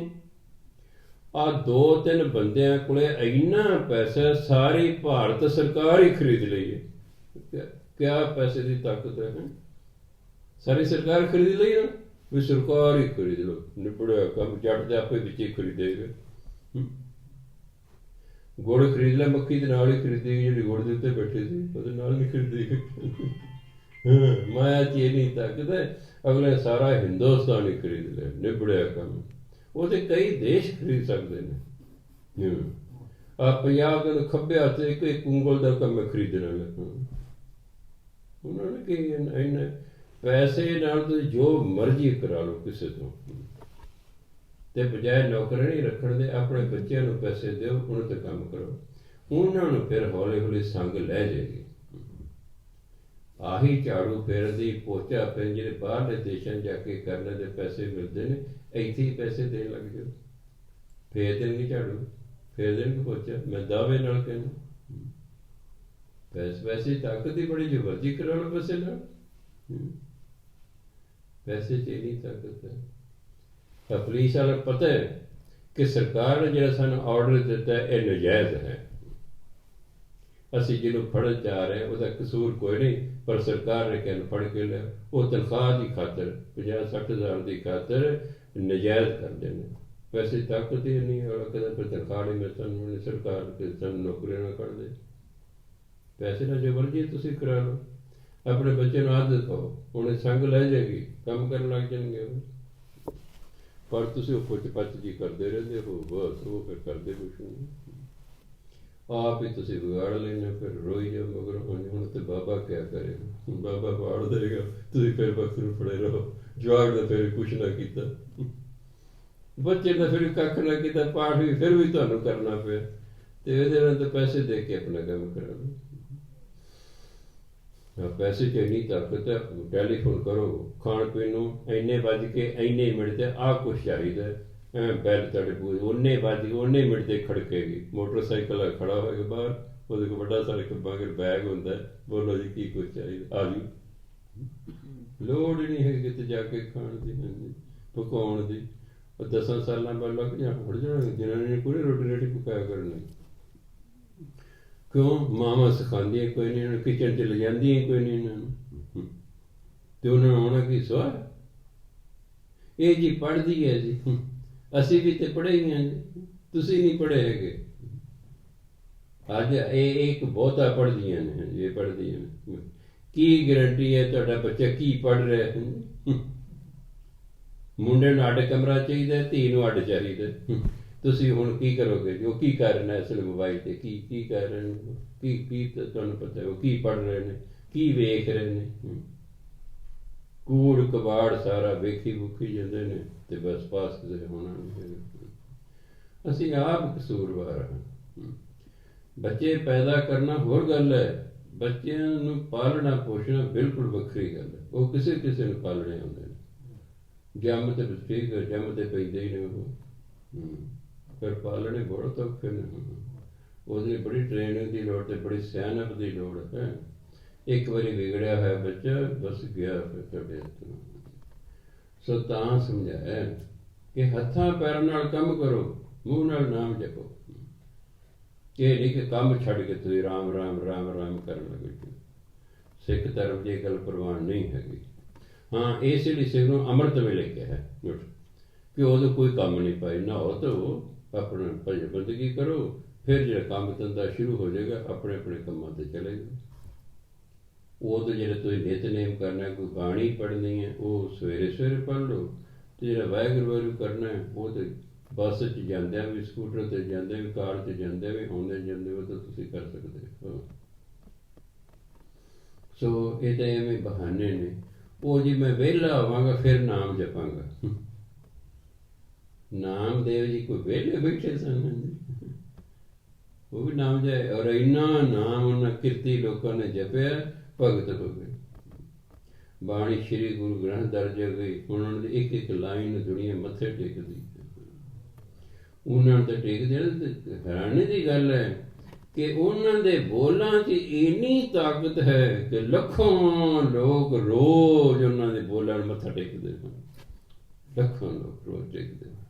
ਕਿੰਨੀ ਬੋਲਾਂ 'ਚ ਤਾਂ ਕਿੰਨਾ ਉਹਨਾਂ ਦੇ ਬੋਲਾਂ ਦਾ ਸਤਿਕਾਰ ਹੈ ਹੁਣ ਤੱਕ, ਔਰ ਜਿੰਨਾ ਚਿਰ ਸਿੱਖ ਕੌਮ ਰਹੇਗੀ ਸਤਿਕਾਰ ਉਹਨਾਂ ਦਾ ਕਾਇਮ ਰਹੇਗਾ। ਬੋਲ ਹੀ ਐਸੇ ਬੋਲਦੇ ਨੇ ਉਹਨਾਂ ਨੇ। ਇੱਕ ਕਿਰਤੀ ਬੰਦੇ, ਗਰੀਬ ਬੰਦੇ, ਜਿਨ੍ਹਾਂ ਕੋਈ ਸਕੂਲ ਕਾਲਜ ਦੇ ਵਿੱਚ ਵੜਨ ਨਹੀਂ ਸੀ ਕੋਈ ਦਿੰਦਾ, ਮੰਦਿਰਾਂ 'ਚ ਕੋਈ ਚੜ੍ਹਨ ਨਹੀਂ ਸੀ ਦਿੰਦਾ, ਉਹਨਾਂ ਬੰਦਿਆਂ ਨੇ ਫਿਰ ਐਸੀ ਬਾਣੀ ਲਿਖਦੀ ਹੈ ਜੀ, ਅੱਜ ਲੱਖਾਂ ਦੀ ਤਾਦਾਦ ਸਿੱਖ ਜਿਹੜੇ ਰੋਜ਼ ਉਹਨਾਂ ਦੀ ਬਾਣੀ ਨੂੰ ਮੱਥਾ ਟੇਕਦੇ ਨੇ। ਸੋ ਇਹੋ ਜਿਹੇ ਬੰਦੇ ਪੈਦਾ ਹੁੰਦੇ ਨੇ। ਉਹਨੇ ਕਿਰਤ ਵੀ ਕੀਤੀ, ਨਾਮ ਵੀ ਜਪਿਆ ਹੈ। ਇਹ ਦੋਨੋਂ ਕੰਮ ਸਿੱਖ ਨੇ ਕਰਨੇ। ਕਿਰਤ ਜ਼ਰੂਰ ਕਰਨੀ ਹੈ, ਬਾਕੀ ਨਾਮ ਜਪਣਾ। ਕਿਉਂਕਿ ਜਦੋਂ ਅਸੀਂ ਕਿਰਤ ਛੱਡ ਦਾਂਗੇ ਤਾਂ ਫਿਰ ਮੰਗਤੇ ਹੋ ਜਾਵਾਂਗੇ। ਉਹੀ ਕੌਮਾਂ ਮੰਗਤੀਆਂ ਬਣਦੀਆਂ ਨੇ ਜਿਹੜੇ ਕਿਰਤ ਨਹੀਂ ਕਰਦੇ। ਕਿਰਤ ਕਰਨ ਵਾਲੇ ਲੋਕ ਮੰਗਤੇ ਨਹੀਂ ਬਣਿਆ ਕਰਦੇ। ਇਹ ਵਿਹਲੜ ਲੋਕ ਜਿਹੜੇ ਕੰਮ ਕਰਕੇ ਰਾਜੀ ਨੇ। ਕਈ ਕਹਿਣਗੇ ਕੰਮ ਹੈ ਨਹੀਂ। ਉਹ ਮੈਂ ਯਾਰ 31 ਲੱਖ ਭਈਆ ਪੰਜਾਬ 'ਚ ਹੈ, 31 ਲੱਖ। ਜੇ ਉਹਨਾਂ ਨੂੰ ਕੰਮ ਮਿਲਿਆ ਤਾਂ ਹੀ ਹੁੰਦੇ ਨੇ ਏਡੀ ਦੂਰੋਂ। ਉਹ ਚਲੇ ਵੀ ਗਏ ਸਨ, ਮੁੜ ਕੇ ਫਿਰ ਆ ਗਏ ਨੇ। ਮੁੜ ਕੇ ਫਿਰ ਪੰਜਾਬ 'ਚ ਕੰਮ ਮਿਲਦਾ। ਸਿਸਟਰ ਦਾ ਮੈਂ ਯੂਪੀ 'ਚ ਘਰ ਪਾਇਆ, ਉੱਥੇ ਦਿਹਾੜੀ 200 ਹੈ, ਇੱਥੇ ਪੰਜਾਬ ਦਿਹਾੜੀ 500 ਹੈ। ਕਿਉਂ ਨਹੀਂ ਉੱਥੋਂ ਬੰਦਾ ਇੱਥੇ ਪੰਜਾਬ ਜਾਊਗਾ ਵੀ? ਤਾਂ ਹੁੰਦੇ ਲੋਕ। ਮੈਂ ਸੁਣ ਕੇ ਹੈਰਾਨ ਰਹਿ ਗਿਆ। ਦਿਹਾੜੀ ਸਿਰਫ 200 ਰੁਪਏ ਦਿਹਾੜੀ ਹੈ। ਕਹਿੰਦੇ ਮਿਸਤਰੀ ਦੀ 400 ਸੀ, ਮਜ਼ਦੂਰ ਦੀ 200 ਸੀ। ਇੱਥੇ ਮਜ਼ਦੂਰ 500 ਲੈਂਦਾ, ਮਿਸਤਰੀ 700 ਲੈਂਦਾ ਹੈ। ਸੋ ਇਸ ਲਈ ਪਰ ਫਿਰ ਵੀ ਜਿਹੜਾ ਕਿਰਤੀ ਹੈ, ਭਾਵੇਂ ਕਿਤੇ ਹੈ, ਉਹ ਭੁੱਖਾ ਨਹੀਂ ਮਰਦਾ। ਤੁਸੀਂ ਕੰਮ ਕਰੋ, ਭੁੱਖੇ ਨਹੀਂ ਮਰੋਗੇ। ਅਸੀਂ ਕੰਮ ਕਰਕੇ ਰਾਜੀ ਨਹੀਂ ਹੈਗੇ। ਇਸ ਲਈ ਪੰਜਾਬ ਦੇ ਲੋਕ ਜਿਹੜਾ ਹੈ ਹੁਣ ਬਾਹਰ ਨੂੰ ਜਾ ਰਹੇ, ਉੱਥੇ ਜਾ ਕੇ ਕੰਮ ਕਰਾਂਗੇ। ਇੱਥੇ ਨਾ ਉਹ ਅੰਦਰ ਹਉਮੈ ਪੈਦਾ ਹੋ ਗਈ ਹੈ। ਮੈਂ ਜੱਟ, ਮੈਂ ਫਲਾਣਾ, ਮੈਂ ਫਲਾਣਾ, ਮੈਂ ਇਹ ਕੰਮ ਕਰਾਂ। ਬਾਹਰ ਸਾਰੇ ਜੱਟ ਪੁਣੇ, ਸਾਰੇ ਪੰਡਿਤ ਪੁਣੇ, ਸਭ ਖਤਮ। ਆ ਜਾਓ ਜੀ, ਕਰੀ ਜੋ ਕੰਮ ਲੋਕਾਂ ਦੇ ਘਰ 'ਚ। ਸੋ ਇਸ ਲਈ ਸਿੱਖ ਕੌਮ ਦੇ ਵਿੱਚ ਕਿਰਤ ਦੀ ਮਹਾਨਤਾ ਹੈ। ਗੁਰੂ ਮੈਂ ਕਿਹਾ ਕਿਰਤ ਕਰੋ, ਫਿਰ ਉਹਨਾਂ ਕਹਿ ਨਾਮ ਜਪੋ। ਇਹ ਨਹੀਂ ਕਿਹਾ ਨਾਮ ਜਪੋ ਕਿਰਤ ਕਰੋ, ਐ ਨਹੀਂ ਕਿਹਾ। ਉਹਨਾਂ ਨੂੰ ਪਤਾ ਸੀ ਇਹ ਕਿਰਤ ਕਰਨਗੇ, ਇਹਨਾਂ ਕੋਲ ਪੈਸਾ ਹੋਊਗਾ, ਪੈਸਾ ਹੋਊਗਾ ਤਾਂ ਇਹਨਾਂ ਦੀ ਸੰਸਾਰਿਕ ਲੋੜਾਂ ਪੂਰੀਆਂ ਹੋਣਗੀਆਂ। ਨਾਮ ਨੇ ਸੰਸਾਰਿਕ ਲੋੜਾਂ ਨਹੀਂ ਪੂਰੀਆਂ ਕਰਨੀਆਂ। ਕਿਰਤ ਕਰੋਗੇ, ਪੈਸਾ ਹੈ। ਸਰੀਰਕ ਲੋੜਾਂ, ਸੰਸਾਰਿਕ ਲੋੜਾਂ ਪੈਸੇ ਨੇ ਪੂਰੀਆਂ ਕਰਨੀਆਂ। ਜੇ ਦੇਖੋ ਜਦੋਂ ਉਹਨਾਂ ਕੋਲ ਪੈਸੇ ਮੁੱਕ ਗਏ ਤਾਂ ਹੀ ਪੈਦਲ ਹਜ਼ਾਰਾਂ ਕਿਲੋਮੀਟਰ ਚੱਲ ਕੇ ਗਏ ਨੇ। ਜੇ ਉਹਨਾਂ ਕੋਲ ਪੈਸੇ ਹੁੰਦੇ ਕਿਉਂ ਜਾਂਦੇ? ਉਹ ਕਿਉਂ ਜਾਂਦੇ? ਔਰ ਐਡੀ ਛੇਤੀ ਪੈਸੇ ਕਿਉਂ ਮੁੱਕ ਗਏ? ਸਵਾਲ ਇਹ ਸੋਚਣ ਨਾਲ। ਮਹੀਨੇ ਬਾਅਦ ਹੀ ਭਾਜੜਾਂ ਪੈ ਗਈਆਂ। ਭੱਜ ਲਓ ਜੀ ਪੰਜਾਬ 'ਚ। ਫਿਰ ਉਹ ਭੇੜ ਚਾਲ ਵੀ ਹੁੰਦੀ ਹੈ, ਉਹ ਵੀ ਜਾ ਰਿਹਾ, ਉਹ ਵੀ ਜਾ ਰਿਹਾ, ਉਹ ਵੀ ਜਾ ਰਿਹਾ। ਵੀ ਇੱਕ ਮਹੀਨੇ 'ਚ ਕਿਵੇਂ ਮੁੱਕ ਗਏ ਸਾਰੇ ਪੈਸੇ ਤੁਹਾਡੇ ਵੀ? ਇਹ ਤਾਂ ਤੁਸੀਂ ਸ਼ਰਾਬਾਂ ਪੀਂਦੇ ਸੀ, ਰੋਜ਼ ਦਾ ਰੋਜ਼ ਮੁਕਾਉਂਦੇ ਸੀ। ਨਸ਼ੇ ਕਰਦੇ ਹੋਣਗੇ ਲੋਕ। ਨਹੀਂ ਤਾਂ ਜਿਹੜਾ ਕਾਰਖਾਨੇ 'ਚ ਲੱਗਿਆ, ਦਿਹਾੜੀ ਕਰ ਰਿਹਾ, ਰੋਜ਼ ਕਰ ਰਿਹਾ ਹੈ, ਉਹ ਇਹ ਤਾਂ ਹੋ ਨਹੀਂ ਸਕਦਾ ਵੀ ਉਹਦੇ ਮਹੀਨੇ 'ਚ ਸਾਰੇ ਪੈਸੇ ਮੁੱਕ ਗਏ ਹੋਣ। ਇਹਨਾਂ ਲੋਕਾਂ ਨੇ ਜੋੜ ਕੇ ਕੁਛ ਨਾ ਰੱਖਿਆ। ਨਸ਼ੇ ਨੁਸ਼ੇ ਕਰਦੇ ਰਹੇ, ਸ਼ਰਾਬ ਪੀਂਦੇ ਰਹੇ, ਸਭ ਮੁੱਕ ਗਏ। ਚਲੋ ਜਾਓ। ਸੋ ਇਸ ਲਈ ਅਸੀਂ ਕਿਰਤ ਕਰਨੀ ਹੈ ਤੇ ਉਸ ਕਿਰਤ ਨੂੰ ਧਿਆਨ ਨਾਲ ਵਰਤਣਾ ਹੈ, ਉਜਾੜਨਾ ਨਹੀਂ ਹੈ। ਕਿਰਤ ਕਰਕੇ ਮਸਾਂ ਥੋੜ੍ਹੇ 400-500 ਰੁਪਏ ਮਿਲਿਆ। ਜੇ ਅਸੀਂ ਉਹਦੇ ਨਸ਼ੇ ਕਰਾਂਗੇ, ਸ਼ਰਾਬਾਂ ਪੀਵਾਂਗੇ, ਕੋਈ ਫੀਮ ਖਾਵਾਂਗੇ, ਜਰਦੇ ਖਾਵਾਂਗੇ, ਭੁੱਕੀ ਖਾਵਾਂਗੇ, ਬੀੜੀਆਂ ਸਿਗਰਟਾਂ ਪੀਵਾਂਗੇ, ਉਹ ਤੇ ਵਿਅਰਥ ਗਿਆ ਪੈਸਾ। ਸੋ ਹਰ ਇੱਕ ਦਾ ਫਰਜ਼ ਬਣਦਾ ਕਿਰਤ ਕਰਨਾ। ਕੰਮ ਦੀ ਕੋਈ ਕਮੀ ਨਹੀਂ ਹੁੰਦੀ। ਸਾਡਾ ਦੇਸ਼ ਬਹੁਤ ਵੱਡਾ ਹੈ, 135 ਕਰੋੜ ਦੀ ਆਬਾਦੀ ਹੈ। ਕੰਮ ਬੜੇ ਨੇ, ਮਨੁੱਖ ਕਰਕੇ ਰਾਜੀ ਨਹੀਂ ਹੈਗਾ। ਉਹ ਇੱਕ ਮੂੰਗਫਲੀ ਵਾਲੇ ਨਾਲ ਮੇਰੀ ਗੱਲ ਹੋਈ। ਕਹਿੰਦੇ ਅਸੀਂ ਮੱਧ ਪ੍ਰਦੇਸ਼ ਤੋਂ ਮੂੰਗਫਲੀ ਲਿਆਉਣਾ 40 ਰੁਪਏ ਕਿਲੋ, ਇੱਥੇ 90 ਰੁਪਏ ਕਿਲੋ ਭੁੰਨ ਕੇ ਵੇਚਦੇ ਨੇ। ਅਸੀਂ ਬੋਰੀਆਂ ਦੀ ਬੋਰੀਆਂ ਉੱਥੋਂ ਲੈ ਆਉਂਦੇ ਹਾਂ, ਇੱਥੇ ਲੈ ਕੇ ਸੜਕਾਂ ਦੇ ਕੰਢਿਆਂ 'ਤੇ ਰੱਖ ਕੇ ਵੇਚੀ ਜਾਂਦੇ।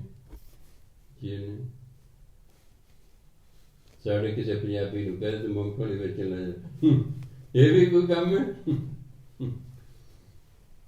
ਇਹ ਵੀ ਕੋਈ ਕੰਮ? ਵੀ ਇਹ ਕੰਮ ਹੀ ਨਹੀਂ ਕੋਈ। ਚਲੋ ਦਾਦਾ ਭਲੇ ਕਰ। ਅੱਗੇ ਪੰਚਮ ਪਾਤਸ਼ਾਹ ਕਹਿੰਦੇ ਮਹਿਲਾ ਪੰਜਵਾਂ। ਇਹਨੂੰ ਮਹੱਲਾ ਪੰਜਵਾਂ ਕਹੋ, ਚਾਹੇ ਮਹਿਲਾ ਪੰਜਵਾਂ ਕਹੋ। ਜੇ ਕਿਸੇ ਨੂੰ ਪੁੱਛੋ ਮਹਿਲਾ ਦਾ ਮਤਲਬ ਕੀ ਹੈ, ਮਹਿਲਾ ਪੰਜਵਾਂ ਦਾ ਕੀ ਭਾਵ ਹੈ, ਉਹ ਕਹਿੰਦੇ ਪੰਚਮ ਗੁਰੂ ਦੀ ਬਾਣੀ। पंजे पाशे का इसलिए महला कह लो चाहे महला कह लो, कुछ कोई फर्क नहीं पैंदा। भाव है गुरु, महला पंजवां का भाव है पंजवां गुरु। कबीरा हमरा को नहीं, हम किस हूँ के नाही, जिन ए रचन रचाया तिसी माहे समाहे। कबीर साहब कहते हे कबीर, पंचम पातशाह कहते हे कबीर हमरा को साडा कोई नहीं, हम किस हूँ के ना, असी किसे दे नहीं, कोई साडा नहीं असी किसे दे नहीं। जिन ए रचन रचाया, जिसने ये संसार परमात्मा ने बनाया ना, तिस ही माहे समाहे, सारन ਉਹਦੇ ਵਿੱਚ ही लीन हो जाने एक दिन। इसलिए कोई किसी का नहीं है, सारे ही परमात्मा देना है, कोई किसी का नहीं, सारे परमात्मा ਦੇ ਨੇ। ਅਤੇ ਅਖੀਰ ਨੂੰ ਚਾਹੇ 1000 ਸਾਲ ਲੱਖ ਸਾਲ ਬਾਅਦ ਹੈ, ਉਹਦੇ ਵਿੱਚ ਹੀ ਜਾ ਕੇ ਸਮਾਉਣਾ ਹੈ, ਉਹਦੇ ਵਿੱਚ ਹੀ ਜਾ ਕੇ ਰਲ ਜਾਣਾ। ਕਬੀਰ ਕੀਚੜ ਆਟਾ ਗਿਰ ਭਰਿਆ, ਕਿਛੁ ਨ ਆਇਓ ਹਾਥ, ਪੀਸਤ ਪੀਸਤ ਚਾਬਿਆ ਸੋਈ ਨਿਭਿਆ ਸਾਥ। ਕੀਚੜ ਆਪਾਂ ਪੰਜਾਬੀ ਨੇ ਚਿੱਕੜ, ਹਿੰਦੀ ਕਹਿੰਦੇ ਕੀਚੜ। ਆਟਾ ਦੇ ਚਿੱਕੜ 'ਚ ਡਿੱਗ ਪਏ ਤਾਂ ਖਤਮ, ਹੁਣ ਆਪਾਂ ਇਕੱਠਾ ਨਹੀਂ ਕਰਦੇ, ਲਿਬੜ ਜਾਏਗਾ ਤਾਂ। ਕਿਛੁ ਨਾ ਆਇਓ ਹਾਥ, ਕਹਿੰਦਾ ਆਟਾ ਚਿੱਕੜ 'ਚ ਡਿੱਗ ਪਿਆ, ਹੁਣ ਕੁਝ ਹੱਥ ਨਹੀਂ ਆਇਆ, ਸਾਰਾ ਖਰਾਬ ਹੋ ਗਿਆ। ਪੀਸਤ ਪੀਸਤ ਚਾਬਿਆ, ਆਟਾ ਪੀਂਦਿਆਂ ਪੀਂਦਿਆਂ ਜਿਹੜਾ ਚੱਬ ਲਿਆ ਨਾਲ, ਸੋਈ ਨਿਭਿਆ ਸਾਥ, ਉਹੀ ਨਾਲ ਗਿਆ, ਉਹੀ ਨਾਲ ਗਿਆ। ਭਾਵ ਕਹਿਣ ਦਾ ਕੀ ਮਤਲਬ ਹੈ, ਇਹ ਜ਼ਿੰਦਗੀ ਜਿਉਂਦਿਆਂ ਜਿਉਂਦਿਆਂ ਜੋ ਕੁਛ ਤੁਸੀਂ ਕਰ ਲਿਆ ਉਹੀ ਤੁਹਾਡੇ ਨਾਲ ਜਾਣਾ, ਬਾਕੀ ਜਿਹੜਾ ਇੱਥੇ ਰਹਿ ਗਿਆ ਉਹ ਤਾਂ ਫਿਰ ਇੱਥੇ ਹੀ ਰਹਿ ਗਿਆ। ਉਹ ਤਾਂ ਐਂ ਸਮਝੋ ਵੀ ਤੁਹਾਡਾ ਆਟੇ 'ਚ ਚਿੱਕੜ ਡਿੱਗ ਪਿਆ। ਸੋ ਇਸ ਲਈ ਜਿਹੜੇ ਅਸੀਂ ਜਿਉਂਦਿਆਂ ਹੋਏ ਕਰਮ ਕੀਤੇ ਉਹੀ ਸਾਡੇ ਨਾਲ ਨਿਭੜੇ ਹਨ, ਕਿਉਂਕਿ ਅਸੀਂ ਉਹਨੂੰ ਚੱਬੀ ਗਏ, ਪੀਣ ਤੋਂ ਬਚਾ ਲਿਆ ਸੀ, ਆਪਣੀ ਵਰਤੋਂ 'ਚ ਲੈਂਦਾ। ਮੰਨ ਲਓ ਕੋਈ ਬੀਬੀ ਚੱਕੀ ਪੀ ਰਹੀ ਹੈ, ਦਾਣੇ ਸਵਾਦ ਚੌਲ ਹੈ, ਮੰਨ ਲਓ ਕੋਈ, ਉਹ ਨਾਲ ਚੌਲ ਵੀ ਥੋੜ੍ਹੇ ਬਹੁਤੇ ਖਾ ਲੈਂਦੀ ਹੈ, ਉਹਦੇ ਅੱਗੇ ਕੰਮ। ਉਹ ਜਿਹੜੇ ਪੀ ਲਿਆ ਉਹ ਜਾਂਦੇ ਕੁਦਰਤੀ ਚਿੱਕੜ 'ਚ ਡਿੱਗ ਪਿਆ, ਉਹ ਕਹਿ ਗਿਆ। ਭਾਵ ਕੀ ਹੈ, ਇਹ ਨਹੀਂ ਕਿ ਅਸੀਂ ਨਾਲ ਨਾਲ ਚੱਪਣਾ ਸ਼ੁਰੂ ਕਰ ਦੇਣਾ ਹੈ, ਵੀ ਦਾਣੇ ਭੁੰਨੇ ਵੀ ਜਾਓ ਨਾਲ ਨਾਲ ਚੱਬੀ ਵੀ ਜਾਓ, ਸਵਾਦ ਲੱਗਦਾ ਭੁੰਨਦੇ ਚੱਬੀ ਜਾਂਦਾ ਅਗਲਾ। ਮੈਂ ਕਈ ਵਾਰੀ ਮੂੰਗਫਲੀ ਭੁੰਨਦਾ ਹੁੰਦਾ, ਕੜਾਹੀ 'ਚ ਭੁੰਨਿਆ ਨਾਲ ਦੇਖਿਆ, ਨਾਲ ਮੂੰਗਫਲੀ ਖਾਈ ਵੀ ਜਾਣੀ, ਨਾਲੇ ਚੱਬੀ ਵੀ ਜਾਣੀ। ਕਈ ਵਾਰੀ ਮੈਂ ਰੋਟੀ ਪਕਾ ਰਹਿੰਦਾ, ਇੱਕ ਪਕਾ ਕੇ ਰੱਖ ਲਈਏ, ਇੱਕ ਹੱਥ ਨਾਲ ਖਾਈ ਜਿਹੜੀ, ਦੂਜੀ ਨਾਲ ਪਕਾਈ ਜਿਹੜੀ, ਦੂਜੀ ਨਵੇੜ ਦੇ ਨਾਲ ਦੀ ਨਾਲ। ਉਹ ਮੇਰੇ ਮੁਰਦਾ ਹੁੰਦਾ, ਉਹ ਜੇ ਮੈਨੂੰ ਯਾਦ ਆਉਂਦਾ, ਮੈਂ ਦੇਖਾਂ ਵੀ ਨਾਲ ਇੱਕ ਹੱਥ ਨਾਲ ਪਕਾਈ ਜਾਂਦਾ, ਦੂਜੇ ਹੱਥ ਨਾਲ ਖਾਈ ਵੀ ਜਾਂਦਾ, ਵੀ ਨਾਲ ਦੇ ਨਾਲ ਨਿਬੜ ਜਾਏ। ਮੈਨੂੰ ਕਿ ਇੱਕ ਵਾਰੀ ਕਿਹਨੇ ਪੁੱਛਿਆ ਤੁਹਾਨੂੰ ਕਿੰਨਾ ਟਾਈਮ ਲੱਗਦਾ, ਮੈਂ ਜੀ ਸਬਜ਼ੀ ਚੀਰਨ ਤੋਂ ਲੈ ਕੇ ਰੋਟੀ ਖਾਣ ਤੱਕ ਭਾਂਡੇ ਮੈਂ 40 ਮਿੰਟ ਲੱਗਦੇ ਨੇ। ਮੈਂ ਨਾਲ ਦੇ ਨਾਲ ਜੇ ਆ ਪੀਸਤ ਚਾਬਿਆ। ਇਹ ਤੇ ਭਾਵ ਇਹ ਹੈ ਕਿ ਜਿਸ ਚੀਜ਼ ਦਾ ਤੁਸੀਂ ਫਾਇਦਾ ਉਠਾ ਲਿਆ ਬਸ ਉਹੀ ਹੈ, ਬਾਕੀ ਤੇ ਇੱਥੇ ਹੀ ਰਹਿ ਰੂ ਜਾਣਾ। ਇੱਥੇ ਜੋ ਤੁਸੀਂ ਵਰਤ ਲਿਆ, ਜੋ ਤੁਸੀਂ ਨਾਮ ਜਪ ਲਿਆ, ਸਮਾਂ ਲਾ ਲਿਆ ਇਸ ਪਾਸੇ, ਜੋ ਤੁਸੀਂ ਧਨ ਤਰੀਕੇ ਨਾਲ ਵਰਤ ਲਿਆ, ਬਾਕੀ ਤੇ ਰਹਿ ਜੂਗਾ, ਉੱਥੇ ਤੇ ਰਹਿ ਰੂ ਜਾਣਾ। ਕਬੀਰ ਮਨ ਜਾਣੈ ਸਭ ਬਾਤ, ਜਾਣਤ ਹੀ ਔਗਣ ਕਰੇ, ਕਾਹੇ ਕੀ ਕੁਸ਼ਲਾਤ। ਇਹ ਕੁਸ਼ਲਾਤ ਨੇ ਕੁਸ਼ਲ ਹਿੰਦੀ ਦਾ ਸ਼ਬਦ ਹੈ। ਕਾਹੇ ਕੀ ਕੁਸ਼ਲਾਤ, ਹਾਥ ਦੀਪ ਕੂਏ ਪਰੈ। ਕੂਆ ਖੂਹ ਨੂੰ ਕਹਿੰਦੇ, ਇਹਨੂੰ ਕੂਏ ਪਣੇ ਖੂਹ ਵਿੱਚ। ਕਬੀਰ ਮਨ ਜਾਣੈ ਸਭ ਬਾਤ, ਜਾਣਤ ਹੀ ਔਗਣ ਕਰੈ, ਕਾਹੇ ਕੀ ਕੁਸ਼ਲਾਤ, ਹਾਥ ਦੀਪ ਕੂਏ ਪਰੈ। ਕਹਿੰਦੇ ਬੰਦਾ ਜਾਣਦਾ ਕਿ ਜੋ ਮੈਂ ਕੰਮ ਕਰਨਾ ਮਾੜਾ ਹੈ, ਜਾਣਦਿਆਂ ਹੋਇਆਂ ਵੀ ਫਿਰ ਮਾੜੇ ਕੰਮ ਕਰਦਾ। ਜਾਣਤ ਹੀ ਔਗਣ ਕਰੇ, ਜਾਣਦਾ ਕਿ ਜੋ ਮੈਂ ਕੰਮ ਕਰਨ ਲੱਗੇ ਗਲਤ ਹੈ, ਫਿਰ ਵੀ ਕਰਦਾ। ਉਹ ਤੇ ਉਹ ਗੱਲ ਹੈ ਵੀ ਹੱਥ 'ਚ ਦੀਵਾ ਫੜਿਆ ਹੋਇਆ, ਅੱਗੇ ਖੂਹ ਹੈ, ਦਿਸ ਵੀ ਰਿਹਾ ਖੂਹ ਹੈ, ਕਿ ਚਾਨਣ ਜਿਸੇ ਖੂਹ ਹੈ, ਫਿਰ ਖੂਹ 'ਚ ਡਿੱਗ ਰਿਹਾ। ਭਾਵ ਗਿਆਨ ਹੈ ਕਿ ਅੱਗੇ ਖੂਹ ਹੈ, ਖੂਹ ਦੇ ਵਿੱਚ ਡਿੱਗ ਰਿਹਾ। ਗਿਆਨ ਹੈ ਕਿ ਮੈਂ ਜੋ ਕੰਮ ਕਰ ਰਿਹਾ ਇਹ ਗਲਤ ਹੈ, ਫਿਰ ਵੀ ਗਲਤ ਕਰ ਰਿਹਾ, ਕਹਿੰਦੇ ਫਿਰ ਸੁੱਖ ਕਿੱਥੋਂ ਮਿਲੇਗਾ? ਫਿਰ ਕੁਸ਼ਲਤਾ ਕਿੱਥੋਂ ਮਿਲੇਗੀ? ਫਿਰ ਸੁੱਖ ਕਿੱਥੋਂ ਮਿਲੇਗਾ? ਇੱਕ ਤਾਂ ਹੈ ਵੀ ਗਿਆਨ ਨਹੀਂ ਜੀ, ਮੇਰੇ ਕੋਲ ਚਾਨਣ ਹੀ ਕੋਈ ਨਹੀਂ, ਹਨੇਰਾ ਸੀ, ਹਨੇਰੇ 'ਚ ਮੈਂ ਖੂਹ 'ਚ ਡਿੱਗ ਪਿਆ, ਗੱਲ ਵੱਖਰੀ ਦੱਸੇ ਨਹੀਂ ਜੀ। ਹੱਥ ਦੀਵਾ ਹੈ, ਚਾਨਣ ਹੈ, ਜਿਸ ਦੇ ਅੱਗੇ ਖੂਹ ਹੈ, ਮੈਂ ਫਿਰ ਚਾਨਣ ਹੋਣ ਦੇ ਬਾਅਦ ਖੂਹ 'ਚ ਡਿੱਗ ਰਿਹਾ, ਮੈਂ ਫਿਰ ਜਾਣ ਕੇ ਡਿੱਗ ਰਿਹਾ। ਅੱਜ ਮਨੁੱਖ ਜਿਹੜੇ ਮਾੜੇ ਕੰਮ ਕਰ ਰਿਹਾ ਜਾਣਦਾ, ਉਹ ਜਾਣਦਾ ਕਿ ਮੈਂ ਜੋ ਕਰ ਰਿਹਾ ਇਹ ਮਾੜਾ, ਇਸ ਦੇ ਬਾਵਜੂਦ ਵੀ ਉਹ ਕਰ ਰਿਹਾ ਹੈ। ਕਹਿੰਦੇ ਫਿਰ ਇਹੋ ਜਿਹੇ ਬੰਦੇ ਨੂੰ ਸੁੱਖ ਨਹੀਂ ਮਿਲਿਆ ਕਰਦਾ। ਕਾਹੇ ਕੀ ਕੁਸ਼ਲਾਤ, ਉਹਨੂੰ ਕਹਿੰਦੇ ਕਿਵੇਂ ਕੁਸ਼ਲਤਾ ਮਿਲੇਗੀ, ਕਿਵੇਂ ਉਹ ਸੁਖੀ ਸ਼ਾਂਤੀ ਰਹੇਗਾ? ਹੱਥ ਦੀਵੇ ਤੇ ਖੂਹ ਡਿੱਗ ਰਿਹਾ ਹੈ। ਭਾਵ ਜਦੋਂ ਗਿਆਨ ਹੋ ਜਾਏ ਫਿਰ ਮਾੜੇ ਕਰਮ ਨਹੀਂ ਕਰੀਦੇ, ਆਹ ਸਮਝਾਇਆ ਨਾ। ਤੇ ਫਿਰ ਜੇ ਮਾੜੇ ਕੰਮ ਕਰਾਂ ਤੇ ਫਿਰ ਜੇ ਖੂਹ 'ਚ ਡਿੱਗ ਪਿਆ ਫਿਰ ਨਿਕਲਣਾ ਬੜਾ ਮੁਸ਼ਕਿਲ ਹੁੰਦਾ, ਬਾਅਦ 'ਚ ਔਖਾ ਹੋ ਜਾਏਗਾ। ਗੁਰੂ ਮਹਾਰਾਜ ਕਿਰਪਾ ਕਰਨ। ਸਮਾਂ ਹੋ ਗਿਆ। ਵਾਹਿਗੁਰੂ ਜੀ ਕਾ ਖਾਲਸਾ, ਵਾਹਿਗੁਰੂ ਜੀ ਕੀ ਫਤਿਹ।